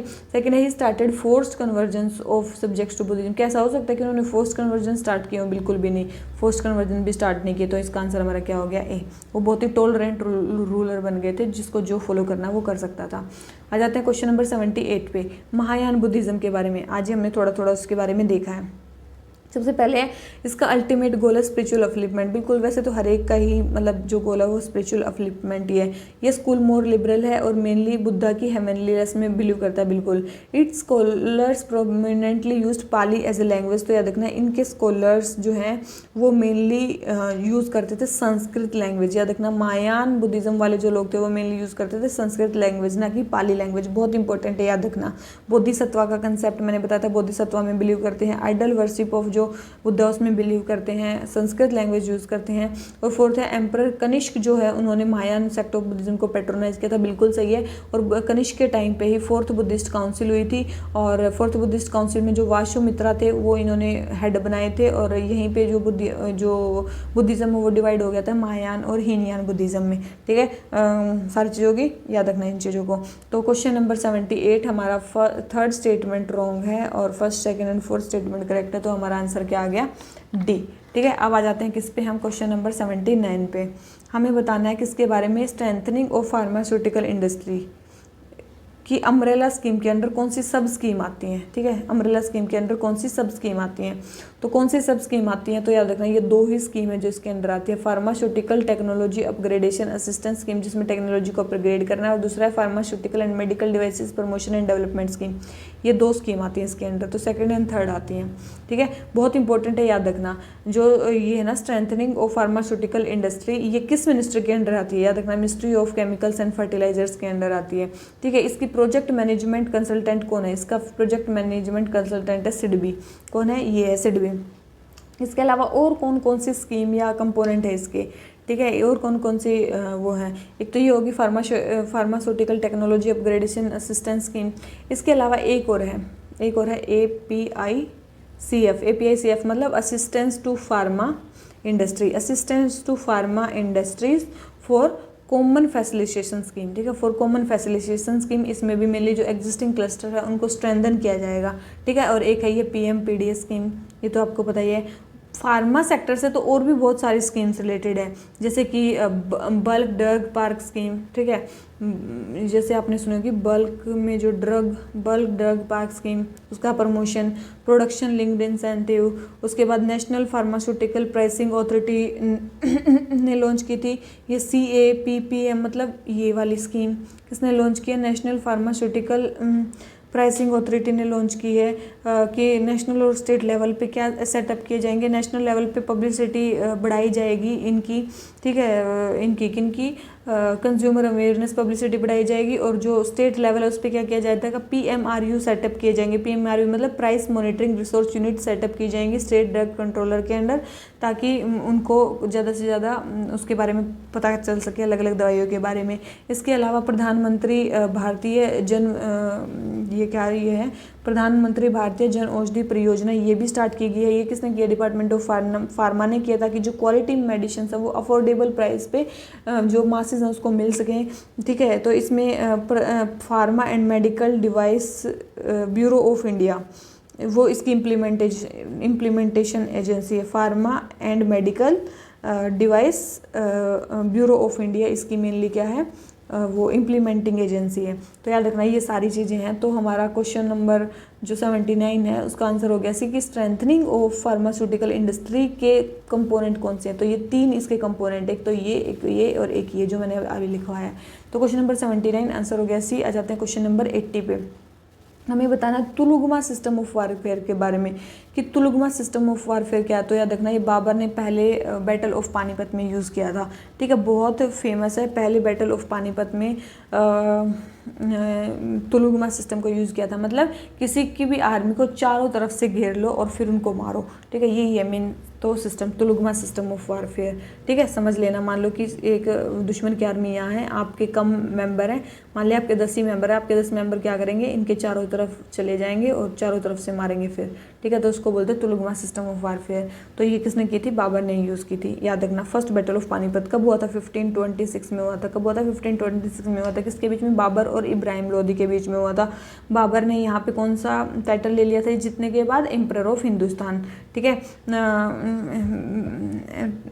बैटल ऑफ क्या है? हाँ, इसके बाद क्या और भी युद्ध लड़े बाबर ने? बहुत सारे युद्ध लड़े भाई बाबर ने तो, ठीक है। बाबर ने फिर खानवा का युद्ध हुआ बाबर का। खानवा का युद्ध कब हुआ? 1527 में हुआ। किस किस के बीच में हुआ? ये बाबर और राणा सांगा के बीच में हुआ, ठीक है। और यहाँ पे टाइटल कौन सा लिया बाबर ने? बाबर ने टाइटल लिया, इसमें भी जीत गए थे, गाजी टाइटल लिया बाबर ने, ठीक है। 1528 जो 8 है, 1526, 27, 1528 में इनका बैटल हुआ किसके साथ? इनका बैटल हुआ चंदेरी में। चंदेरी में इनका बैटल हुआ मेदिनी रॉय के साथ। किसका? मेदिनी रॉय के साथ चंदेरी में इनका बैटल हुआ। फिर हुआ 1529 में। 1529 में बाबर का बैटल घोघरा का बैटल हुआ। घोघरा का बैटल हुआ इनका, ठीक है। इसमें बाबर और अफगान के बीच में हुआ, जिसमें बाबर जीत गए थे। 1530 में तो बाबर की डेथ ही हो गई थी, ठीक है। और ये जो हमारी बात चल रही है हल्दी घाटी का बैटल कब हुआ था? ये हल्दी घाटी का बैटल हुआ था हमारा 1576 में, ठीक है। कब हुआ था हल्दी घाटी का बैटल? 1576 में। और दारा सिखों और औरंगजेब के बीच में, दारा सिखों और औरंगजेब के बीच में जो बैटल ऑफ समुद्रगढ़ हुआ था, ये कब हुआ था? 1658 में। अंपायर को लेने के लिए कि कौन जो है वारिश बनेगा या कौन राजा बनेगा, ठीक है, ये उनके बीच में हुआ था। और अहमदनगर का जो बैटल हुआ था चांद बीबी का और अकबर का जो हुआ था, ये कब हुआ था? 1592 में हुआ था, ठीक है। और बाबर ने एक फेमस बुक भी लिखी थी तुर्की लैंग्वेज में, उसका नाम था तुर्क ए बाबरी, ठीक है। बाबर ने एक बुक भी लिखी थी जिसका नाम था तुर्क ए बाबरी, आपने नाम सुना होगा। ये टर्की लैंग्वेज में थी। अरेबिक और पर्शियन लैंग्वेज के स्कॉलर थे बाबर, ठीक है। तो क्वेश्चन नंबर 80 हो गया हमारा कंप्लीट। आ जाते हैं क्वेश्चन नंबर 81 पे। हमें बताना है गुप्ता एडमिनिस्ट्रेशन के बारे में। किसके बारे में? गुप्ता एडमिनिस्ट्रेशन के बारे में। सबसे पहले विश्यापति, ऑफिशियल नेम और उसका फंक्शन क्या था? विश्यापति बोल रहे हैं कि हेड ऑफ द डिस्ट्रिक्ट को बोलते थे विश्यापति, ठीक है। और सेकंड है कुमार अमात्यास, विलेज हेडमैन को बोलते थे। आपको एक चीज़ तो पता चल गई होगी कि थी पक्का कुमार अमात्यास को तो विलेज का हेड नहीं बोलेंगे, ठीक है। ये तो आपको समझ में पता आ गया होगा तो कि सेकंड स्टेटमेंट तो रॉन्ग है ही है, ठीक है। कुमार अमात्यास बड़े हेड होंगे, ठीक है। तो सेकंड स्टेटमेंट रॉन्ग है तो डायरेक्ट आपका आंसर आ गया सी। आपको कुछ नहीं पता था, ये आपको पता है कुमार अमात्या हमेशा एक बड़ी पोस्ट के लिए यूज़ होता था, ठीक है। विलेज हेडमैन के लिए ग्रामीणा, गोपा ऐसे कुछ यूज़ होते थे, ठीक है। ग्रामिकाज, ठीक है, वो यूज़ होते थे। तो ये सेकंड स्टेटमेंट रॉन्ग होगी, सेकंड स्टेटमेंट रॉन्ग होती है, डायरेक्ट हमारा आंसर आ गया सी, ठीक है। कुमार अमात्यास कौन होते थे? कुमार अमात्यास ये मिनिस्टर्स होते थे जिनको किंग अपॉइंट करता था होम प्रोविंस में, और उनको कैश में मतलब मेनली दिया जाता था। फिर है उपारिका। उपारिका क्या होते थे? बिल्कुल प्रोविंस के जो हेड होते थे। और विश्यापति जो मतलब डिस्ट्रिक्ट के हेड होते थे। मेनली इनमें क्या क्या होते थे? जैसे कि सबसे ऊपर होता था इनमें सबसे ऊपर होते थे इसमें भुक्ति, फिर उसके बाद विश्यापति, उसके बाद विथीज। विथीज क्या होते हैं? विथीज मतलब ग्रुप ऑफ विलेजेस को हेड, ग्रुप ऑफ विलेजेस के जो हेड होते थे उनको विथीज बोला जाता था। मतलब ग्रुप ऑफ विलेजेस को विथी बोला जाता था, और जो इनको हेड करते थे उनको पथाका, पेटा, भूमि, ये सारी चीज़ें बोली जाती थी, ठीक है। विलेजेस के हेड मैंने आपको बता दिया। संधि विग्रह का पता है आपको, पीस एंड वॉर के जो मिनिस्टर होते थे उनको संधि विग्रह का बोला जाता था, ठीक है।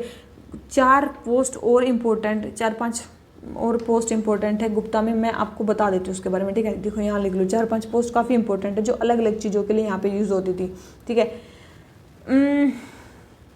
एक तो है सारथावाह, एक है सारथावाह। सारथावाह पोस्ट क्या थी? ट्रेडिंग कम्युनिटी, ठीक है, जो ट्रेड करती थी उसको बोलते सारथावाह। एक था प्रथमा कुलिका। प्रथमा कुलिका क्या कौन सी होती थी? ये क्राफ्टिंग कम्युनिटी को बोलते थे, क्राफ्टिंग कम्युनिटी को बोलते थे कि प्राथमा कुलिका, ठीक है। एक होते थे प्राथमा कयस्था। प्राथमा कयस्था क्या होते थे? गवर्नमेंट ऑफिशियल जो कम्युनिटी होती थी उसको बोलते थे प्राथमा कयस्था। एक होते थे पुश्तापाला। पुश्तापाला क्या होते थे? पुश्तापाला होते थे जूनियर रिकॉर्ड ऑफिसर, जो रिकॉर्ड करते थे। मेनली क्या होते थे? जूनियर रिकॉर्ड ऑफिसर्स को बोलते थे, जूनियर रिकॉर्ड ऑफिसर्स को बोलते थे पुश्तापाला, ठीक है।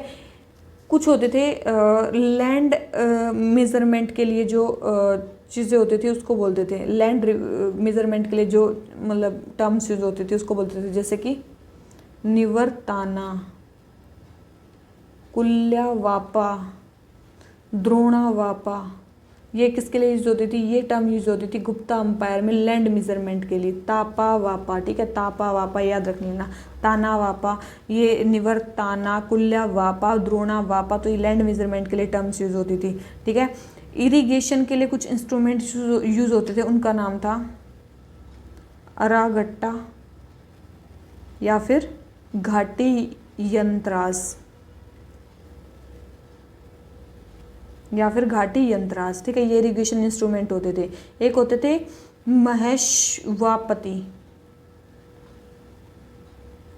महेश्वापति क्या होते थे, कमांडर ऑफ कैवलरी को बोलते थे महेश्वापति, ठीक है। जो कैवलरी के जो हेड होते थे उनको महेश्वापति बोलते थे। तो याद रखना ये टर्म्स जो है ना, मैं कुछ नहीं कर सकती, कुछ भी आ जाता है। अगर आपने थोड़ा बहुत भी याद रख लिया ना, 4-5 बार इसको सुन लोगे ना तो याद रह जाएगा। वापा, कुल्या वापा, द्रोणा वापा। अच्छा ये किस लिए थी, लैंड मेजरमेंट के लिए यूज होते थे, ठीक है भाई। अरा, घट्टा और घाटी ये इरिगेशन के इंस्ट्रूमेंट होते थे, ठीक है। बस इतना थोड़ा सा याद रखना है, ठीक है। बहुत ऐसे रटना भी नहीं है, बस आपको याद रहनी चाहिए। अच्छा ये टर्म मैंने सुनी है, ये तो उसके लिए थी, वहाँ पे थी, ठीक है। थोड़ा थोड़ा सा याद रह जाएगा तो भी काम चल जाएगा। तो क्वेश्चन नंबर 81 आंसर हो गया सी। आ जाते हैं क्वेश्चन नंबर 82 पे। ढोकरा कास्टिंग के बारे में बात करनी है। ढोकरा कास्टिंग क्या है? सबसे पहले है कि इसमें ब्रोंज की कास्टिंग की जाती है थ्रू लोस्ट वेस्ट मेथड, बिल्कुल की जाती है। ये technique one of the most prominent metal craft है। बस्तर रीजन ऑफ छत्तीसगढ़ में, बिल्कुल छत्तीसगढ़ में मेनली यूज होती है, याद रखना। और थर्ड है metal craft man of Bastar को क्या बोला जाता है, घड़वास बोला जाता है, ठीक है। जो इसको घड़ते हैं उसको घड़वास बोला जाता है। तो तीनों स्टेटमेंट हमारी करेक्ट है, तो हमारा आंसर क्या आ गया, डी। बहुत इंपॉर्टेंट है, याद रखना। आ जाते हैं क्वेश्चन नंबर 83 पे। हमें बताना है किसके बारे में, मिडिवल इंडिया में साइंस एंड टेक्नोलॉजी के बारे में, ठीक है। एक बुक लिखी थी राष्ट्रनाकारा, ठीक है, उसके बारे में बताना है। सबसे पहले है कि सबसे पहले जो बुक है ये नागार्जुन ने लिखी थी, बिल्कुल नागार्जुन ने लिखी थी। और ये केमिकल प्रोसेसेस जैसे कि जिंक, मरकरी और कॉपर के एक्सट्रैक्शन के बारे में बात करते हैं, बिल्कुल ये भी उसके बारे में बात करते हैं। दोनों ही स्टेटमेंट इस बुक के बारे में सही हैं, ठीक है।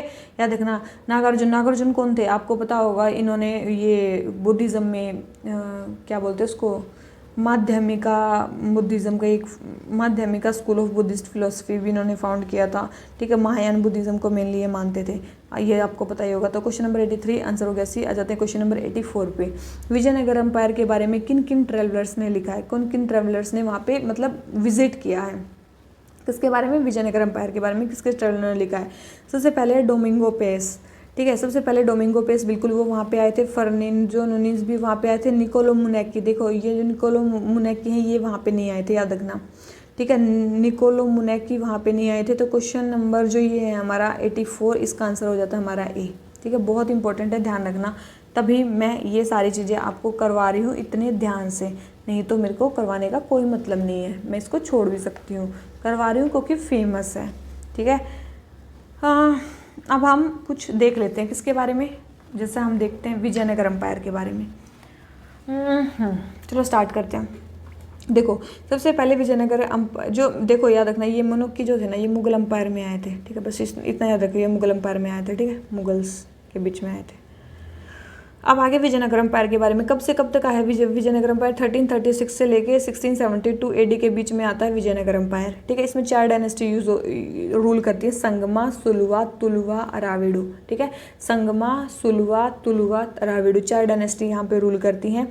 पहली वाली मेनली शवाइट है और आखिरी सारी लगभग वैश्वनाइट है। सोर्सेज, इनके सोर्सेज हमें कहाँ से मिलते हैं, मतलब कहाँ से इनके बारे में इन्फॉर्मेशन लगती है विजयनगर एम्पायर के बारे में। कुछ होते हैं लिटरेरी, जिन्होंने लिटरेचर लिखा, जैसे कुछ इंडियन कुछ फॉरेन, ठीक है, कुछ इंडियन कुछ फॉरेन। देखो लिटरेचर ही देख लेते हैं सबसे पहले, तो लिटरेचर के बारे में बात कर लेते हैं। वो लिटरेचर जैसे कि अलग अलग ही लिखना पड़ेगा मेरे को, ठीक है। लिटरेचर की बात करें, अगर हम इंडिजिनस की बात करें जो इंडिया में लिखा गया, जैसे कि कृष्णदेव राय, उन्होंने एक बुक लिखी थी जिसका नाम था अमुक्ता मलयादा, ठीक है। कृष्णदेव राय ने एक बुक लिखी थी अमुक्ता मलयादा, अमुक्ता मलयादा, ठीक है, मलयादा। तो अमुक्ता मलयादा एक बुक लिखी गई थी जो कृष्णदेव राय ने लिखी थी। ये लिखी है किसने, ये है मतलब कृष्णदेव राय ने बुक लिखी थी। तो इससे अभी हमें विजयनगर एम्पायर के बारे में पता चलता है। इसके बाद एक बुक लिखी गई थी, एक बुक लिखी थी गंगा देवी ने। किसने लिखी थी, एक बुक लिखी थी गंगा देवी ने, एक बुक लिखी थी गंगा देवी ने। गंगा देवी ने मधुरा विजयम बुक लिखी थी, मधुरा विजयम बुक लिखी थी। ये मैंने कल ही बताया है, ठीक है, जो मैंने कल का लेक्चर किया है उसी में बताया कि गंगा देवी विजयनगर एम्पायर में एक फेमस लेडी थी जिन्होंने एक बुक लिखी थी मधुरा विजयम, ठीक है। अल्लाह सानी, आपने नाम सुना होगा अल्लाह सानी, अल्लाह सानी ने भी एक बुक लिखी थी पैदाना अल्लाह सानी, ठीक है। पैदाना अल्लाह सानी का नाम सुना होगा ना, पैदाना अल्लाह सानी ने एक बुक लिखी थी मनु चरितम, ठीक है, मनु चरितम। तो ये इंडिजिनस सोर्सेज है जिनसे हमें पता चलता है कि मेनली विजयनगर एम्पायर के बारे में, ठीक है। फॉरेन भी ट्रेवलर्स हैं जो यहाँ पे ट्रैवल किए थे, जैसे कि बहुत सारे ट्रेवलर्स हैं, जैसे कि इब्न बतूता ने यहाँ पे ट्रैवल किया था। ये कहाँ से थे? मोरक्को से थे, ठीक है। इसके बाद है निकोलो डी कोंटी, ठीक है। निकोलो डी कोंटी कहाँ से थे? वेनेटियन थे ये, ठीक है। इसके बाद थे हमारे ए निकिटिन कौन थे? जो मेनली रशिया से थे। एक थे हमारे अब्दुल रज्जाक, कौन थे? अब्दुल रज्जाक क्या थे? पर्शिया से थे। एक बात थे हमारे डुआर्टे बारबोसा क्या कौन थे? पोर्टुगीज थे, ठीक है। डोमिंगो पेस ये क्या थे? ये भी हमारे क्या थे? पोर्टुगीज थे, ठीक है। तो याद रखना ये सारे ही ट्रेवलर्स विजयनगर एम्पायर में आए थे जिन्होंने कुछ ना कुछ जो है इनके बारे में लिखा है। किसके बारे में?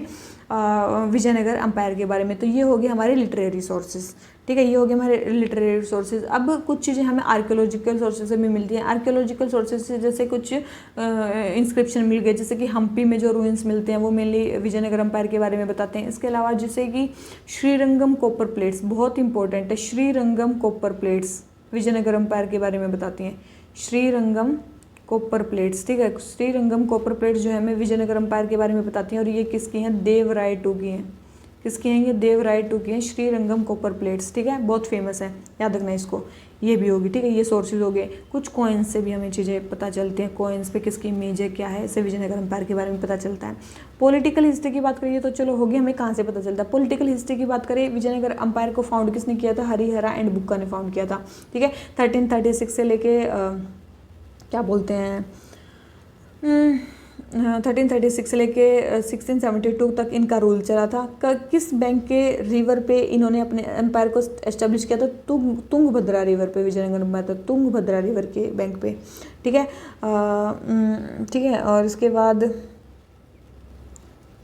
1346 तक इन्होंने पूरे होयसाला किंगडम को अपने अंडर ले लिया था, ठीक है। और इसके अलावा और क्या बात करें?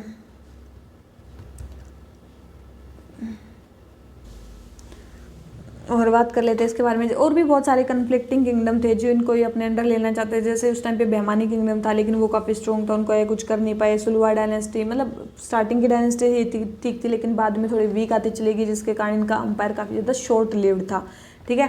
तो संगमा सुलवा, तो ये होगी हमारी मतलब संगमा डायनेस्टी, सुलवा डायनेस्टी, तुलवा डायनेस्टी। देखो तुलवा डायनेस्टी के एक फेमस रूलर थे जिनका नाम था वीरा नरसिम्हा। क्या नाम था उनका नाम था वीरा नरसिम्हा। तुलवा डायनेस्टी तीसरी है ना, तुलवा डायनेस्टी मैंने बताया ना। संगमा सुलवा डायनेस्टी तो बहुत ही कम फेमस है। संगमा डायनेस्टी के फेमस रूलर्स हैं हरिहरा एंड बुक्का, जिन्होंने किंगडम को फाइंड किया था। फिर आगे हमारी तुलवा डायनेस्टी में मैंने बता दिया इनके ग्रेटेस्ट रूलर आते हैं कृष्णदेवराय, जिनके बारे में सबसे ज़्यादा अब तक बात चल रही है। कृष्णदेवराय इनके सबसे फेमस ये थे रूलर थे। इनको आंध्रा भोजा के नाम से भी जाना जाता है, आंध्रा भोजा। और लास्ट वाले क्या थे? सारे पहले वाले शैवाइट थे, आखिरी वाले वैष्णवाइट थे। ये क्या थे? वैष्णवाइट थे, ठीक है।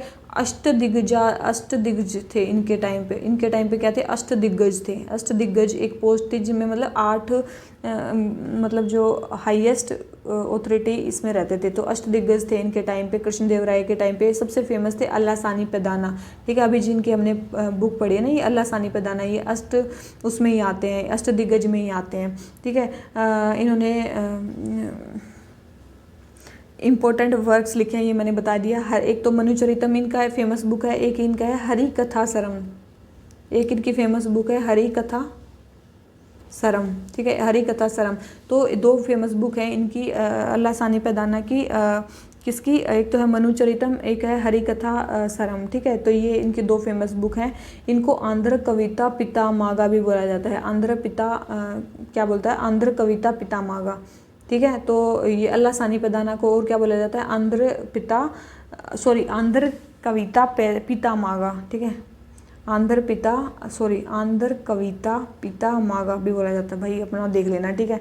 पता नहीं क्या बोल रहे हैं इनको, ठीक है।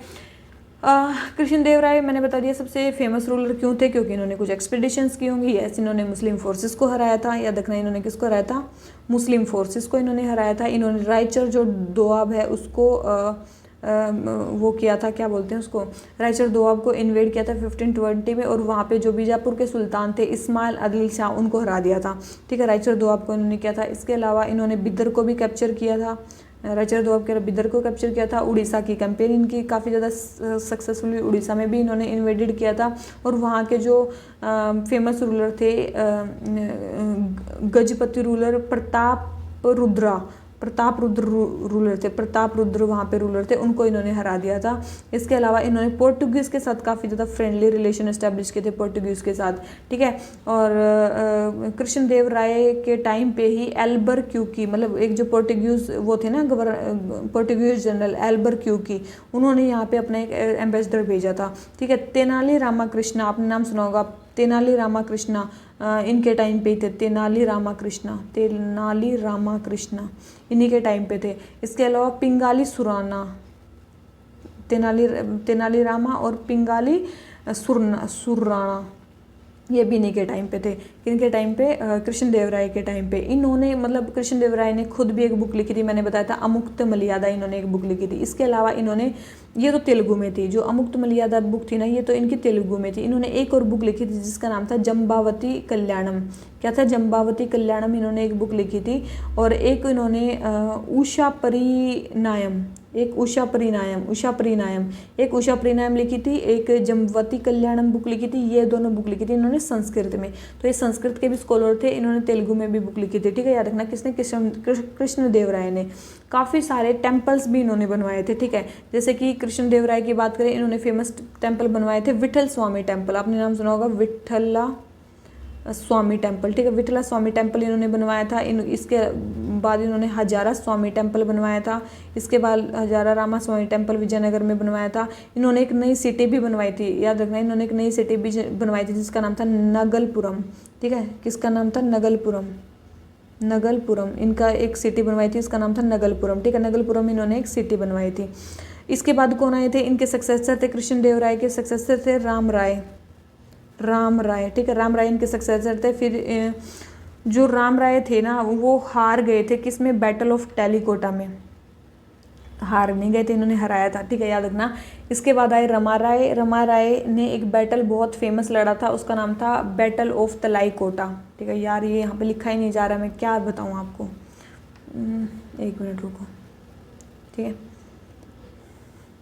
इसके बाद कौन से रूलर आए थे, यहीं पे लिखना था मेरे को वैसे। इसके बाद कौन से फेमस रूलर आए थे? रमा राय फेमस आए थे। रमा राय ने एक फेमस बैटल लिखा था बोल रही हूँ, एक फेमस बैटल लड़ा था, उसका नाम था बैटल ऑफ तलाईकोटा। उसका फेमस बैटल क्या था? Battle of Talikota. कब लड़ा था? 1565 में बैटल लड़ा था रमा राय ने ये, इसीलिए इस बैटल का नाम राक्षस थंगाड़ी भी बोलते हैं। बैटल ऑफ तलाईकोटा को राक्षस थंगाड़ी भी बोलते हैं, इसको राक्षस थंगाड़ी भी बोलते हैं। जर्नली जो है यहाँ पे ही, मतलब विजयनगर अंपायर का एंड हो जाता है। वैसे माना जाता है कि ये जो बैटल था यहाँ पे विजयनगर अंपायर का एंड हो जाता है, मतलब लास्ट यही है। बट लेकिन उसके बाद अराविडो डायनेस्टी आती है, उन्होंने रूल किया, और लेकिन उतने ज़्यादा फेमस रूलर नहीं है उनके। कुछ फेमस रूलर हैं, जैसे कि एक का नाम था श्रीरंगा, फेमस रूलर है वहाँ के। वेंकटाटू फेमस रूलर हैं, मतलब जो अराविडू डायनेस्टी थे उसकी लास्ट डायनेस्टी थी। लास्ट किंग इनके कौन थे? श्रीरंगा थर्ड, ठीक है, याद रखना। श्रीरंगा थर्ड जो थे लास्ट रूलर थे विजयनगर अंपायर के। बस यही है, और तो मैं क्या बताऊँ। और रमारायटू जो थे वो हार गए थे बैटल ऑफ तलाईकोटा में। किसने हराया था? बीजापुर, अहमदनगर, गोलकोंडा और बिदर की जो कंबाइंड फोर्स थी उन्होंने हरा दिया था। तो इससे लास्ट जो है विजयनगर अंपायर का एंड हो गया था। तो याद रखना है, रामा राय जो थे वो हार गए थे, ठीक है, ये मैं गलत बोल रही थी।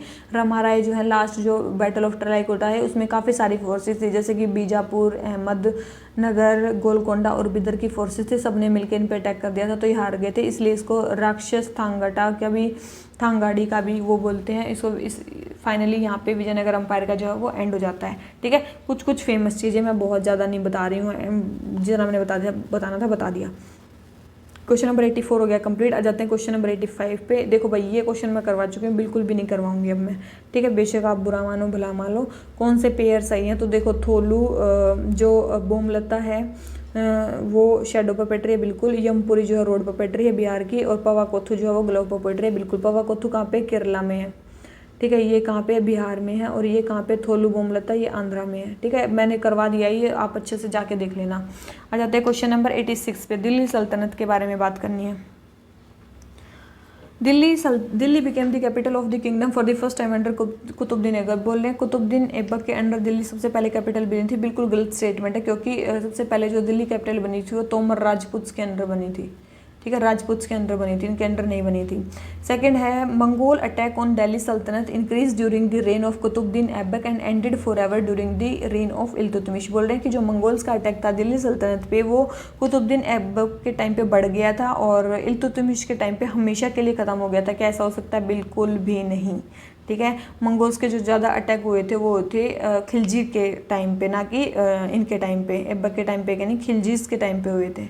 ठीक है, याद रखना, खिलजीज के टाइम पे हुए थे। तो सेकंड स्टेटमेंट भी रॉन्ग होगी।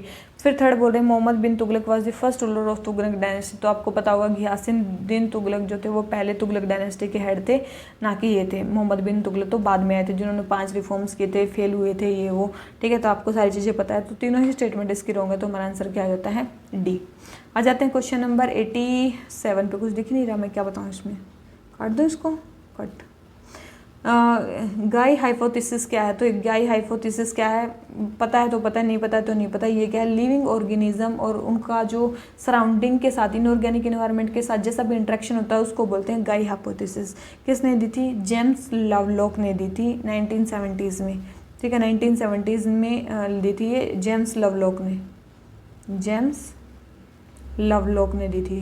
ठीक है, तो क्वेश्चन नंबर 87 आंसर हो गया सी। आ जाते हैं क्वेश्चन नंबर 88 में। मुगल अंपायर में आईन अकबरी के बारे में बात करनी है। सबसे पहले बोल रहे हैं कि ये बुक अबुल फजल ने लिखी थी इंडो पर्शियन स्टाइल में। बिल्कुल इन्होंने लिखी थी। बोल रहे हैं इसमें रूल्स और रेगुलेशन बताए गए हैं जो मेनली अकबर के एडमिनिस्ट्रेशन में रखे गए थे, और सोशल कंडीशन उस टाइम पे क्या थी। दोनों ही स्टेटमेंट सही हैं। आंसर हो गया सी, अबुल फजल ने बिल्कुल ये लिखी थी। ठीक है, और अकबर के टाइम पे क्या होता है, सेकंड बैटल ऑफ पानीपत भी हुआ था। कब हुआ था? 1556 में हुआ था। अकबर और किसके बीच में हुआ था? हेमू के बीच में हुआ था। अकबर और हेमू के बीच में हुआ था। और भी बहुत सारी सक्सेसफुल एक्सपीडिशन इन्होंने की थी। इनकी सबसे फेमस अकबर की पॉलिसी मानी जाती है राजपूत पॉलिसी। ठीक है, राजपूत पॉलिसी इनकी काफ़ी ज़्यादा फेमस मानी जाती है, जिसको काफ़ी लोगों ने मतलब वो किया। एक तो इनकी राजपूत पॉलिसी प्लस जो टॉलरेंस था, इनका जो टॉलरेंट नेचर था अदर रिलीजन्स के प्रति, वो इनको काफ़ी सक्सेसफुल रूलर बना के गया था। ठीक है, ठीक है। राजपूत में लगभग राजपूत इनके अंडर ही थे, लेकिन एक थे मतलब राणा प्रताप सिंह, आपने सुना होगा, मेवाड़ के राजा राणा प्रताप सिंह, उनके साथ इनका बैटल ऑफ हल्दी घाटी हुआ था। ठीक है, वो इनसे काफ़ी खुश नहीं थे। राणा प्रताप को इन्होंने 1576 में हरा भी दिया था वैसे।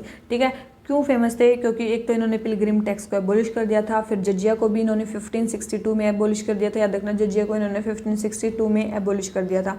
ठीक है, जजिया को इन्होंने 1562 में एबोलिश कर दिया था। उसके अलावा इन्होंने इनफैलिएबल डिक्री एक इशू की थी। वो कब की थी? 1579 में इनफैलिएबल डिक्री इन्होंने इशू की थी। इसके अलावा इन्होंने 1582 में एक नए रिलीजन की शुरुआत की थी, जिनका नाम था दिन ए इलाही। क्या नाम था? दिन ए इलाही उस धर्म का नाम था। बहुत ही कम, लगभग इसके केवल 15 ही फॉलोवर थे, जिसमें से एक थे बीरबल।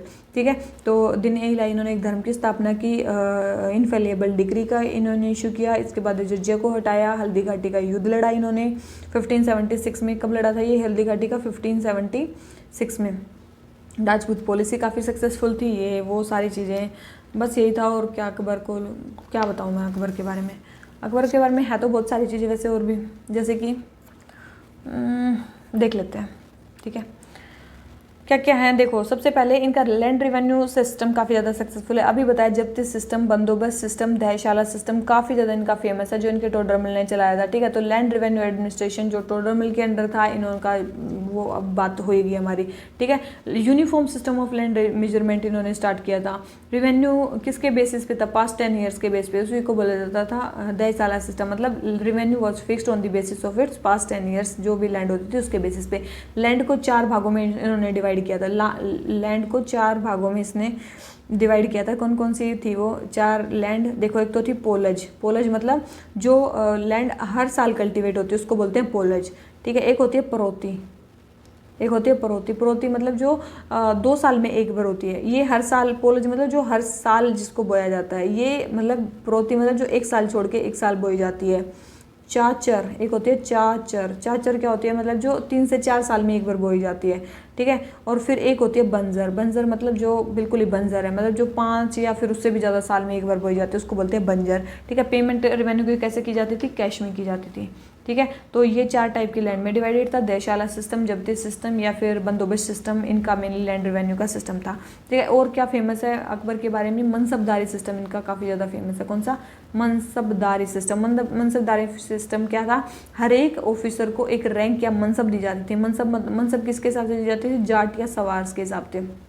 जाट मतलब एक पर्सनल रैंक होती थी, जो fixed personal status of a person होता था। सवार मतलब नंबर ऑफ कैवलरी मैन, किसी भी उसके पास कितने होने चाहिए, ठीक है, नंबर ऑफ कैवलरी मैन कितने होने चाहिए, होती है सवार की रैंक। लोवेस्ट रैंक मनसबदारी में 10 होती थी और हाईएस्ट रैंक जो थी वो मेनली 5000 होती थी। और जो हाईएस्ट रैंक थी मेनली अपनी फैमिली के मेंबर्स को दी जाती थी। रॉयल ब्लड के जो मेंबर्स होते हैं उनको हाईएस्ट मनसब दी जाती थी और फिर औरों को मतलब लोअर मनसब दी जाती थी। रैंक ये कोई हेरिडिटरी नहीं होती थी, याद रखना, ये जो मनसबदारी की जो रैंक थी वो हेरिडिटरी नहीं होती थी। रैंक हेरिडिटरी नहीं होती थी और मेनली इसको कौन देता, कौन था, मेनली किंग ही इसको देता था, ठीक है। तो ये मनसबदारी सिस्टम, देयशाला सिस्टम और ये सिस्टम कुछ अकबर के काफ़ी फेमस थे, ये मैंने आपको बता दिया। तो क्वेश्चन नंबर 88 हो गया कंप्लीट। आ जाते हैं क्वेश्चन नंबर 89 पे। हमें बताना है पुष्यमित्र शुंगा के बारे में। पोस्ट मौर्यन डायनेस्टी में 2 मैंने बताया थे किंगडम आए थे, 2 डायनेस्टीज आई थी, एक तो शुंगास, एक थे सतवानास के बारे में हमने कर लिया। अब देखते हैं शुंगास के बारे में। सबसे पहले है ही वो strong proponent of Buddhism. Pushyamitra Shunga की बात चल रही है, तो पुष्यमित्रा शुंगा बहुत इंपॉर्टेंट है, याद रखना। पुष्यमित्रा शुंगा जो थे स्टॉन्च फॉलोवर ऑफ ब्राह्मणिज्म थे। पुष्यमित्रा शुंगा किसके फॉलोवर थे, बुद्धिज्म के फॉलोवर नहीं थे, ये ब्राह्मणिज्म के फॉलोवर थे, ठीक है, ब्राह्मणिज्म को फॉलो करते थे। तो फर्स्ट स्टेटमेंट तो रॉन्ग होगी। सेकंड बोल रहे हैं कि महर्षि Patanjali was contemporary of Pushyamitra Shunga, ये स्टेटमेंट बिल्कुल सही है। महर्षि पतंजलि पुष्यमित्रा शुंगा के टाइम के हैं, ठीक है, याद रखना इस चीज़ को, ठीक है। थर्ड है अयोध्या इंस्क्रिप्शन जो है धान देव के, वो पहले इंस्क्रिप्शन है जो हमें पुष्यमित्रा के बारे में बताते हैं, बिल्कुल सही है। अयोध्या में जो इंस्क्रिप्शन मिलते हैं वो पहले इंस्क्रिप्शन है जो हमें पुष्यमित्रा शुंगा के बारे में बताते हैं। Second and third statement correct है, हमारी जो फर्स्ट स्टेटमेंट है वो रॉन्ग है, ठीक है। पोस्ट मौर्यन डायनेस्टी मैंने बता दिया। शुंगा डायनेस्टी को फाउंड किसने किया था, पुष्यमित्रा शुंगा ने ही इस डायनेस्टी को फाउंड किया था, ठीक है। ये कमांडर इन चीफ थे मौर्यन एडमिनिस्ट्रेशन में और फिर इन्होंने लास्ट मौर्यन किंग को मारा और फिर अपनी मतलब थ्रोन पे बैठ गए ये, ठीक है। मौर्यन को मार के ही ये थ्रोन पे बैठे थे। तो इसके बाद आती है हमारी शुंगा डायनेस्टी, ठीक है। मेनली इनके पास मेन चैलेंज क्या था, अपने नॉर्थ वेस्ट फ्रंटियर को या नॉर्थ को बैक्टीरियन या ग्रीक्स के अटैक से बचाना। स्टॉन्च फॉलोवर थे ये किसके, ब्राह्मणिज्म के। ब्राह्मणिज्म के अगर स्टॉन्च फॉलोवर थे तो ये अश्वमेध यज्ञ वगैरह करते होंगे, यस अश्वमेध, इन्होंने 2 अश्वमेध यज्ञ किए थे, ठीक है। तो बुद्धिज़्म के सोर्सेज ऐसा मानते हैं कि इन्होंने बुद्धिस्ट को प्रोसिक्यूट किया था, लेकिन बहुत सारे एविडेंस ऐसे भी मानते हैं कि इन्होंने बुद्धिज़्म को पैट्रोनाइज किया था या उन्होंने उनको ज़्यादा नुकसान नहीं पहुंचाया था। क्योंकि बारहुत और सांची में ऐसा माना जाता है कि इन्होंने जो है बुद्धिस्ट के जो मोनूमेंट्स हैं उनको रिनोवेट करवाया, उनकी कंडीशन को इम्प्रूव किया था, ठीक है। तो कहीं माना जाता है, मतलब बुद्धिस्ट के खुद जो सोर्सेज है वो मानते हैं कि उन्होंने प्रोसिक्यूट किया था बुद्धिज़्म को, लेकिन अदर सोर्सेज से हमें पता चलता है कि वो टॉलरेंट रूलर थे। पुष्यमित्रा शुंगा के बाद अगले आते हैं अग्निमित्रा। अगले जो मतलब शुंगा डायनेस्टी में आते होते हैं अग्निमित्रा। और लास्ट रूलर जो होते हैं शुंगा डायनेस्टी के वो होते हैं देवभूति। कौन होते हैं, देवभूति। देवभूति के उन्हीं के एक मिनिस्टर थे वासुदेवा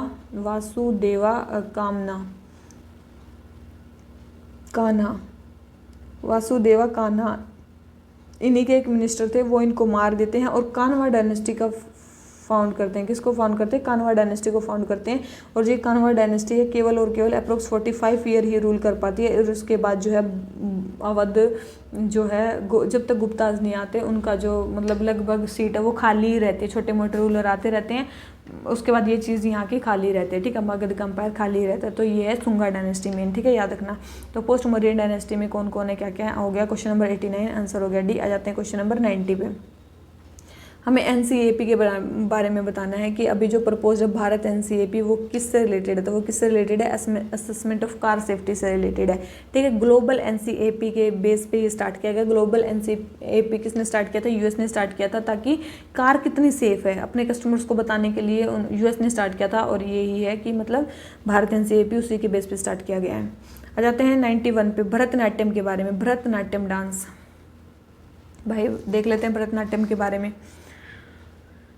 ए single dancer takes on many roles in single performance is a key feature of Bharatanatyam. बिल्कुल सही है, एक ही सारे काम करता है और माइन एक्सपेक्ट ऑफ डांस पे फोकस किया जाता है। और वर्णम जो है मोस्ट इंपॉर्टेंट कंसेप्ट है भरतनाट्यम का और एपिटोमाइजेस करता है उसकी एसेंस को। बिल्कुल तीनों ही स्टेटमेंट इसकी हमारी सही है। सारे क्लासिकल डांस में सबसे ओल्डेस्ट इसी को माना जाता है। इसको दशी अट्टम भी बोलते हैं। इसको क्या बोलते हैं? दाशी अट्टम। दाशी अट्टम मतलब इसमें जो वे थी ना देवदासीज, वो भी इसको तमिलनाडु में किया करती थी। इसको तंजोर नाट्यम भी बोला जाता है। तंजोर नाट्यम भी इसको बोला जाता है। क्या बोला जाता है इसको? तंजोर नाट्यम भी बोला जाता है। ठीक है, चार तंजौर टीचर मिलके इसको सिखाते हैं, तो इसको तंजौर क्वार्टेट भी बोला जाता है। तंजौर क्वार्टेट भी इसको बोला जाता है। तंजौर क्वार्टेट भी बोला जाता है। तंजौर क्वार्टेट में 4 आते हैं। एक होते हैं चिन्निया, एक होते हैं चिन्निया, एक है पुनिया, एक है वेडावेल्लू, एक होता है शिवानंदम। ठीक है, तो ये 4 हैं। क्या हैं ये? तंजौर क्वार्टेट। ठीक है, जो सिखाते हैं। एक तो है चेन्निया, एक है पोनिया, एक है वेदीवेला, एक है शिवानंदम। इसको और क्या बोला जाता है? तंजौर ये हो गया। इसको फायर डांस भी बोला जाता है क्योंकि फायर के एलिमेंट को शो करता है। ठीक है, और डांस ऐसा लगता है कि इसमें मैक्सिमम मूवमेंट एक फ्लेम की तरह दिखते हैं। तांडव और लश्य एस्पेक्ट पे इक्वल इंपॉर्टेंस दिया जाता है। किस पे? तांडव और लास्या का जो एक्सपेक्ट है उस पर इक्वल इम्पेसिस दिया जाता है। इसमें एक मुद्रा होती है जो ओम जैसी दिखती है, उसको बोलते हैं कटाक मुख मुद्रा। कटाक मुख मुद्रा, उसको क्या बोलते हैं? कटाका मुखा मुद्रा, कटाक मुख मुद्रा बोलते हैं उसको। ठीक है, और नीज मोस्टली बेंट रहते हैं इसमें। और एक चार्य लस्यम स्टाइल, मतलब जिसमें एक जो डांस है वही डिफरेंट रोल करता है, उसको बोलते हैं एक चार्य लस्यम स्टाइल। उसको क्या बोलते हैं? इसको एक चार्यम लस्यम स्टाइल बोलते हैं इसको। ठीक है, जिसमें सिंगल डांसर बहुत सारी चीज़ों को वो करता है। ठीक है, तो ये होगा हमारा भरतनाट्यम डांस। क्वेश्चन नंबर 91 हो गया कंप्लीट। आ जाते हैं 92 पे।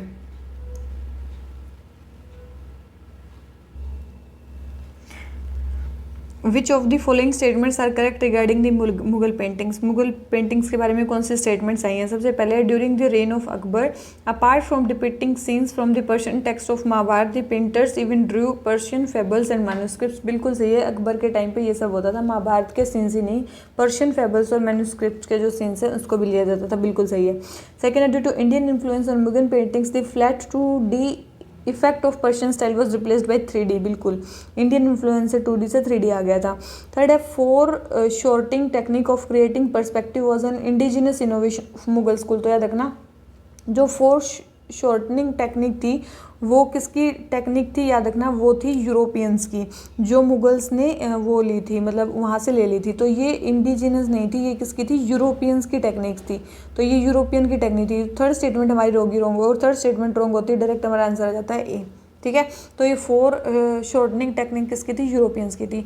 फोर्थ है, as a trend in the Mughal school a single artist was used to commission an entire painting. याद रखना, हर एक पार्ट के लिए मुगल पेंटिंग की यही खासियत थी कि वहाँ हर एक पार्ट के लिए, मान लो फेस की पेंटिंग करनी है तो अलग पेंटर करेगा, मान लो स्कर्ट की पेंटिंग करनी है अलग करेगा, लेग्स की करनी है अलग करेगा। तो हर एक पार्ट के लिए अलग अलग पेंटर यूज़ होता था। तो ऐसा नहीं है कि एक ही सब कुछ करता था, अलग अलग अपना अपना काम करते थे।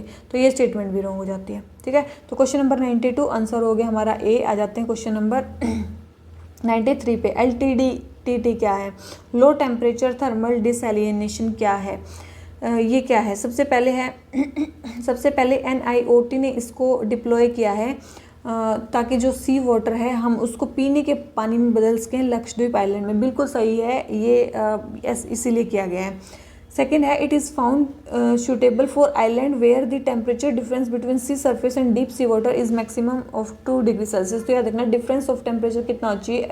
कम से कम 15 डिग्री सेल्सियस का टेम्परेचर होना चाहिए, तब वो आइलैंड यहाँ पे सूटेबल माना जाएगा और वह लक्षद्वीप आइलैंड। ठीक है, तो याद रखना, ऐसा आइलैंड जहाँ पे टेम्परेचर डिफरेंस सी वाटर और डीप सी वाटर में 15 डिग्री सेल्सियस का होगा अप्रोक्स, तो वो सूटेबल माना जाएगा। तो सेकंड स्टेटमेंट रॉन्ग है, फर्स्ट स्टेटमेंट करेक्ट है। तो आंसर क्या हो गया? ए। ठीक है, LTD एक ऐसी प्रोसेस है जिसमें वार्म सी सरफेस वाटर को सबसे पहले इवेपोरेट किया जाएगा लो प्रेशर पे। ठीक है, और फिर उस वेपर को कंडेंस किया जाएगा कोल्ड डीप सी वाटर से। ठीक है, तो इसमें कोई भी केमिकल ना तो प्री ट्रीट ट्रीटमेंट में ना पोस्ट ट्रीटमेंट में, कभी भी इसमें केमिकल की रिक्वायरमेंट नहीं है। इससे क्या होगा, जो पोल्यूशन की प्रॉब्लम है वो कम हो जाएगी, ठीक है। पोल्यूशन बहुत कम से कम होगा तो ये LTD की जो प्रोसेस है इससे पोल्यूशन काफ़ी ज़्यादा कम होगा। तो क्वेश्चन नंबर 93 आंसर हो गया ए। आ जाते हैं क्वेश्चन नंबर 94 पे। हमें बताना है गियासुद्दीन बलबल के बारे में, दिल्ली सल्तनत के जो रूलर थे गियासुद्दीन बलबल, उनके बारे में।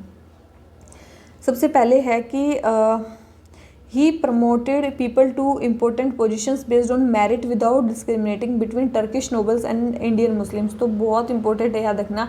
मेनली इन्होंने टर्किश नोबल्स को या फिर जो रॉयल फैमिली के मेंबर्स हैं उन्हीं को अपॉइंट किया था हायर पोस्ट पे, ठीक है। तो ये नेपोटिज्म या फिर जिसको भी बोल सकते हैं, ठीक है, उसको मतलब मेरिट को फॉलो नहीं किया उन्होंने, ठीक है। तो ये फर्स्ट स्टेटमेंट तो रॉन्ग होगी कि उन्होंने मेरिट के बेस पे पीपल्स का प्रमोशन किया, ऐसा नहीं था।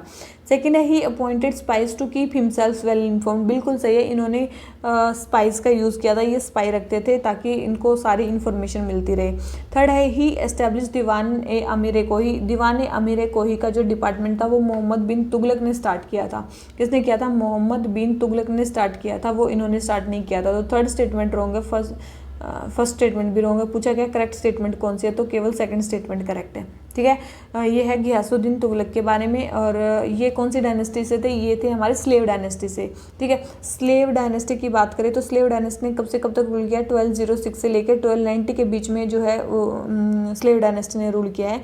उसमें रूलर्स कौन कौन से थे? सबसे पहले थे कुतुबुद्दीन ऐबक, ठीक है। उसके बाद थे इल्तुतमिश, उसके बाद थी ये रजिया सुल्ताना, उसके बाद थे बलबन, ठीक है, जिसके बारे में हम पढ़ रहे हैं। बलबन कब से कब सकते हैं? 1246 से लेके 1287 तक, काफ़ी साल इन्होंने राज किया था। 1246 से 1287 तक। इनको उलुग खान भी बोला जाता था, उलुग खान, इनको उलुग खान के नाम से भी बोला जाता था। और नसीरुद्दीन मोहम्मद जो थे ना, सुल्तान नसीरुद्दीन मोहम्मद, उनके नायब थे ये, ठीक है। और वो जो नसीरुद्दीन मोहम्मद थे वो बिना इशू के मतलब मर गए थे। उसके बाद जो थे ये बलबन जो थे राजा बने, ठीक है। इनको पहले ही सारी, क्योंकि नायब थे उस टाइम के, तो इनको सारी पहले ही प्रॉब्लम पता थी कि नोबल्स को कंट्रोल करना काफ़ी ज़्यादा ज़रूरी है, ठीक है। तो जो ये बलबन थे इन्होंने नोबल्स को अच्छे से कंट्रोल किया। इनके अकॉर्डिंग जो नोबल्स हैं मतलब इन्होंने क्या बोला कि जो सुल्तान है वो क्या है? Shadow of God on earth, ठीक है। सुल्तान क्या है? शेडो ऑफ गॉड है, अर्थ पे गॉड की शेडो ही वो है। और इन्होंने कोर्ट में रिग्रेस डिसिप्लिन स्टार्ट कर दिया, रिग्रेस कोर्ट डिसिप्लिन इन्होंने स्टार्ट किया। नई कस्टम स्टार्ट की, किसकी? पैबोस की। पैरों को चूमने वाली जो चीज़ थी वो इन्होंने स्टार्ट की। The kissing the sultan wish to prove he superiority और नोबल्स, ठीक है। पैबोस वाला सिस्टम इन्होंने स्टार्ट किया। इसके बाद इन्होंने नोबल्स को इम्प्रेस करने के लिए और वेल्थ और पावर को अपने पीपल को दिखाने के लिए एक नया पर्शियन फेस्टिवल स्टार्ट किया, उसका नाम था नवरोज़। नवरोज़ को इसने मनाना स्टार्ट किया। तो वो कौन थे जिन्होंने नवरोज़ को स्टार्ट किया था मनाना? वो थे ये बलबन, ठीक है। शेडो ऑफ गॉड मानते थे, किंग की जो किंग है वो शेडो ऑफ गॉड है। रिग्रेस कोड डिसिप्लिन कर दिया, नोबल्स को कंट्रोल करने के लिए किया। स्पाइस को काफ़ी ज़्यादा यूज़ करते थे। और जो एक यहाँ पे है ना, मतलब उनके टाइम पे टर्किश नोबल्स की एक होती पावर ऑफ 40 बोलते थे। मतलब जो नोबल्स होते थे, 40 नोबल्स होते थे, उनकी पावर को तोड़ने के लिए इन्होंने मतलब काफ़ी ज़्यादा उनकी पावर कम कर दी थी, ठीक है। और क्यों, कैसे कम की? उन्होंने क्या किया? बहुत ही जो ओबीडियंट नोबल्स थे उनको तो रख लिया, और लगभग और जितने भी सारे नोबल्स थे उनको जैसे न तैसे करके हटा दिया, ठीक है। फेयर और फॉल मीन्स कैसे भी तरीके यूज़ करके उन्होंने इनको हटा दिया। और मेनली इन्होंने क्या किया? ज़्यादातर ओबीडियंट नोबल्स को ही अपने अंपायर में रखा, ठीक है। ज़्यादातर इन्होंने जो ध्यान दिया वो दिया लॉ एंड ऑर्डर को मेंटेन करने पे। किसके? लॉ एंड ऑर्डर को मेंटेन करने पे इन्होंने ध्यान दिया। इन्होंने एक सेपरेट मिलिट्री डिपार्टमेंट भी बनाया जिसको बोलते हैं दीवाने अर्ज। कौन सा डिपार्टमेंट बनवाया? सेपरेट मिलिट्री डिपार्टमेंट बनाया, दीवाने अर्ज। और यहाँ पे रोबरी वगैरह जो थी वो स्ट्रिक्टली प्रोहिबिटेड थी, ठीक है। रोबरी वगैरह कोई कर नहीं सकता था, रोबरी स्ट्रिक्टली प्रोहिबिटेड थी। इनकी डेथ हुई है 2087 में। कब? 2087 में इनकी डेथ हुई है। किनकी? इसकी बलबन की, ठीक है। Undoubtedly one of the main architect थे दिल्ली सल्तनत के। लेकिन मंगोल के इन्वेजन से फुली सेफगार्ड नहीं कर पाए इंडिया को। तो इसके बाद जो डायनेस्टी आएगी वो आगी जलालुद्दीन खिलजी की, मतलब खिलजी डायनेस्टी 1219 में ही आ गई थी। 3 साल बाद ही 1290 में ही जलालुद्दीन खिलजी आ गए थे, खिलजी डायनेस्टी स्टार्ट हो गई थी। ठीक है, तो ये है मेनली थोड़ा स्लेव डायनेस्टी के बारे में। तो क्वेश्चन नंबर 94 हमारा आंसर हो गया सी। आ जाते हैं 95 पे। हमें वेनेटियन स्पेस स्टेशन के बारे में बात करनी है। वेनेटियन स्पेस स्टेशन बोल रहे हैं कि it is one of the 3 modules of China's permanent space station Tiangong. ये चाइना का जो परमानेंट स्पेस स्टेशन है तियांगोंग, ये उसका पार्ट है। बिल्कुल ये उसका पार्ट है। और कौन सा पार्ट है ये? सेकंड पार्ट है। ठीक है, पहले मॉड्यूल को क्या बोलते हैं? पहले मॉड्यूल को बोलते हैं तिहान है। सेकंड को वेनेटियन, और थर्ड को क्या बोलते हैं? थर्ड जो अभी आया नहीं है उसको बोलते हैं मैनगटियन। ठीक है, तो ये पार्ट है चाइना के परमानेंट स्पेस स्टेशन के 3 पार्ट है। It is design for the long term accommodation of astronauts. बिल्कुल ताकि एस्ट्रोनॉट जो है वो लॉन्ग टर्म तक स्पेस में रह सकें, उसके लिए ये चीज़ की जा रही है। तो क्वेश्चन नंबर 95 आंसर हो गया सी। ठीक है, आ जाते हैं क्वेश्चन नंबर 96 पे। नगाड़ा स्टाइल आर्किटेक्चर के बारे में बताना है, टेम्पल आर्किटेक्चर के बारे में। देख लेते हैं। सबसे पहले है कि Latina style of temple architecture buildings are shorter and show a gentle rise as compare to Phamsana. तो याद रखना, फेमसाना की जो बिल्डिंग्स है वो थोड़ी फ्लैट है और शॉर्ट है एज कम्पेयर टू लेटिना। ठीक है, तो ये स्टेटमेंट तो हमारी होगी रॉन्ग। सेकंड है, in many Nagara style temples both Phamsana और Latina style of shikhara can be seen from mandapa and garbhagriha of the same temple respectively. बिल्कुल सही बात है। ऐसा दिखता है कि नगाड़ा स्टाइल टेम्पल में कई जगह ऐसी दिखती हैं जहाँ पे फेमसाना और लेटिना स्टाइल एक जैसे दिखते हैं। In the Vallabhi style of architecture buildings have rectangular roof. बिल्कुल इनकी रेक्टेंगुलर रूफ होती है और लगभग इनको वैगन वोल्टेड रूफ भी बोला जाता है। बिल्कुल वैगन वोल्टेड रूफ भी बोला जाता है। इनको रेक्टेंगुलर बेस होता है इनका। ये होते हैं वल्लभी स्टाइल। ठीक है, ये भी स्टेटमेंट सही है। तो सेकंड एंड थर्ड स्टेटमेंट सही है, फर्स्ट स्टेटमेंट जो है इनकी रॉन्ग है। ठीक है, नगाड़ा स्टाइल में क्या होता है? मेनली नगाड़ा स्टाइल जो टेम्पल बनाए जाते हैं वो बनाए जाते हैं पंचयतन स्टाइल में। कौन से? पंचायतना स्टाइल में बनाए जाते हैं। और मेनली इसमें क्या होता है? मंडप होता है या असेंबली हॉल होता है। ठीक है, इसमें क्या होता है? मंडप या असेंबली हॉल होता है। और इसमें मेनली क्या होता है? गर्भागृह भी होता है। ठीक है, कोई वाटर टैंक या रिजर्वायर इस टेम्पल में नहीं होता है, याद रखना। मतलब मेनली नगाड़ा स्टाइल में जो वाटर का रिजर्वायर नहीं होता है। शिखर भी 3 टाइप के होते हैं, इसमें बता दिया ना। शिखर 3 टाइप के होते हैं, एक होते हैं लेटिना, एक होते हैं फेमसाना, एक होते हैं वल्लभी। जो लेटिना टाइप के होते हैं इनका स्क्वायर बेस होता है। ठीक है, लेटिना टाइप का स्क्वायर बेस होता है और जो वॉल्स होती हैं वो इनवर्ड की तरफ जाती हैं टॉप पे। ठीक है, तो ये होता है क्या? लेटिना स्टाइल। फिर जो होता है फेमसाना स्टाइल क्या होता है? इनका थोड़ा बेस ब्रॉड होता है। ठीक है, हाइट थोड़ी सी कम होती है। ठीक है, हाइट कम होती है लेटिना से, और स्लोप जो है स्ट्रेट लाइन में ऊपर जाता है। ठीक है, ये थोड़ी से मतलब इनका बेस थोड़ा चौड़ा होता है और जो हाइट छोटी होती है, ऐसा याद रख लो। ठीक है, फिर आगे हमारा वल्लभी स्टाइल। इसमें रेक्टेंगुलर बेस होता है और मतलब ऐसे वोल्टेड रूफ होती है ऐसे से। ठीक है, तो ये याद रखना, ये होती है वल्लभी स्टाइल ऑफ वो आर्किटेक्चर। फिर जो शिखरा होता है उसके ऊपर जो ये एक फ्लैट बेस होता है उसको बोलते हैं अमालक। उसको क्या बोलते हैं? अमालक। और उसके ऊपर क्या होता है? एक कलश होता है। इसके ऊपर क्या होता है? एक कलश होता है। ठीक है, और टेम्पल के अंदर जो है वो जो वॉल होती है वो 3 वर्टिकल प्लेन्स में डिवाइडेड होती है। उसको क्या बोलते हैं? 3 वर्टिकल प्लेन्स में जो वॉल है वो डिवाइडेड होती है, 3 वर्टिकल प्लेन्स में डिवाइड होती है। उसको क्या बोलते हैं? एक होती है पंचरथा, एक होती है सप्तरथा और एक होती है नवरथा। ठीक है, एक होती है पंचरथा, एक होती है सप्तरथा, एक होती है नवरथा। ठीक है, और प्रदक्षिणा पथ होता है सेंक्टम सेक्टोरम के अराउंड, लेकिन इसमें कोई बाउंड्री वॉल नहीं होती। जैसे द्रविड़ स्टाइल आर्किटेक्चर में एक बाउंड्री वॉल होती है ना टेम्पल के अराउंड। मान लो कि ये पूरा टेम्पल है, इसके अराउंड एक बाउंड्री वॉल होती है। ठीक है, यहाँ पे गोपुरम होता है, तो यहाँ पे कोई बाउंड्री वॉल नहीं होती इतनी बड़ी। तो क्वेश्चन नंबर 97 आंसर हो गया बी। आ जाते हैं क्वेश्चन नंबर 96 हो गया कंप्लीट। 7 पे आ जाते हैं। इक्ता सिस्टम के बारे में बात करनी है। किसके बारे में? इक्ता सिस्टम के बारे में बात करनी है। तो Although the Iqta system originated in the Islamic world, it was institutionalized and popularized in India by Iltutmish. बिल्कुल, बेशक इस्लामिक वर्ल्ड में ये ओरिजिनेट हुआ, लेकिन इल्तुतमिश ने इसको फेमस किया था। फिरोज शाह तुगलक ने भी इनको हेरिडिटरी बना दिया था। बिल्कुल, फिरोज शाह तुगलक ने इनको हेरिडिटरी बना दिया था। और third, iqta holders were required to furnish the military assistant to जिनको जो इक्ता को होल्ड करते थे उनको मिलिट्री असिस्टेंट देनी पड़ती थी स्टेट्स को। तीनों स्टेटमेंट हमारी करेक्ट है, तो हमारा आंसर क्या आ गया? डी। ठीक है, और ग्रांट ऑफ इक्ता का मतलब ये नहीं था कि ग्रांट ऑफ लैंड भी दिया जाएगा, और ना ही इसको कोई हेरिडिटरी बनाया गया था। ठीक है, हेरिडिटरी केवल फिरोज शाह तुगलक के टाइम पे बनाया गया था। 98 हमें बताना है कल्चरल हेरिटेज ऑफ इंडिया के बारे में कि जीआई टैग किस किस को मिला हुआ है। ठीक है, जीआई टैग किस किस को मिला हुआ है? तो अरामुला कन्नड़ी, आरामुल्ला कन्नड़ी एक टाइप का मिरर है जो मेटल एलॉय का बना हुआ है, हैंडमेड। ये कहाँ पे, केरला में है, तो यस इसको भी मिला हुआ है। मैसूर की अगरबत्ती को मिली हुई है हमरम। हमरम क्या कहाँ पे, ये मिजोरम की वुमेन ये कोई मतलब पहनती हैं, पहनने का क्लोथिंग आर्टिकल है, तो यस इसको भी मिला हुआ है। और डिंडीगुल के लॉक्स को मिला हुआ है, तो चारों को ही मिला हुआ है, ठीक है। तो याद रखना ये चारों को मिला हुआ है, जीआई टैग। तो आंसर हमारा क्या हो गया, डी। आ जाते हैं 99 पे। हमें बताना है महाजनपद के बारे में। बुद्धा के एज के में जो ओलिगार्क थे, जो एक होते कुछ डेमोक्रेट होते हैं, कुछ होते हैं ओलिगार्क, कुछ होते हैं मोनार्क, ठीक है। तो याद रखना इसमें कुछ फेमस थे, जो अवंती मगध क्या थे, ये मोनार्क थे। अवंती मगध क्या थे, मोनार्क सिस्टम थे। तो रह गए मल्ला और वज्जी क्या थे, ये ओलिगार्क थे। तो 99 का हमारा आंसर क्या हो गया, B1 और 4 क्या थे, हमारे ओलिगार्क थे। क्योंकि अवंती मगध और एक का नाम सुना होगा आपने, चंपा, ये क्या थे, मेनली मोनार्क थे। तो क्वेश्चन नंबर 99 आंसर हो गया बी। आ जाते हैं क्वेश्चन नंबर 100 पे। एक्सटेंडेड फंड फैसिलिटी किससे रिलेटेड है, एक्सटेंडेड फंड फैसिलिटी किससे रिलेटेड है, ये सबसे फेमस है, किससे, IMF से रिलेटेड है।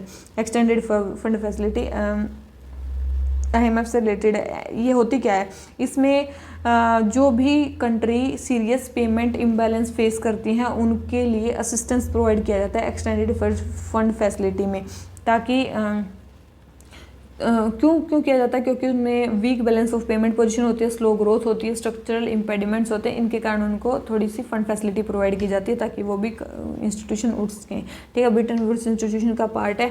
आपने नाम सुना होगा SDR कोटा, रिजर्व ट्रेंचे पोजिशन, ये भी किससे रिलेटेड है, ये भी IMF से रिलेटेड है, ठीक है। तो क्वेश्चन नंबर 100 आंसर हो गया डी। तो हमारे इससे टोटल 100 क्वेश्चन हो जाते हैं कंप्लीट। अगर आपको वीडियो अच्छी लगी हो तो लाइक करना और चैनल को सब्सक्राइब भी कर देना। हाँ, इस वीडियो में मैं थोड़ी स्पीड से बोल रही हूँ क्योंकि मेरे को जल्दी ख़त्म करना है। एक लेक्चर को मैं सोचती हूँ कि लगभग 3-3.5 घंटे में ख़त्म हो जाए, उससे ज़्यादा होता है तो मेरे को खुद अच्छा नहीं लगता कि इतना बड़ा लेक्चर आप देखो, ठीक है। तो इसीलिए आज का जो लेक्चर है काफ़ी मैंने स्पीड में करवाया है। अगर आपको ज़्यादा स्पीड में लगे तो आप वीडियो को कम भी कर सकते हो, और मैक्सिमम तो आपको इसको डबल स्पीड में देखना चाहिए ताकि आपको जल्दी से सारी चीज़ें समझ में आ जाए, ठीक है। तो चलिए इसी नोट पे आज का लेक्चर ख़त्म करते हैं। वीडियो अच्छी लगती है तो प्लीज़ वीडियो को लाइक किया करो, चैनल को सब्सक्राइब कर दिया करो और वीडियो शेयर भी कर सकते हो, ठीक है। तो चलिए इसी नोट पे लेक्चर खत्म करते हैं। Thank you very much, bye bye.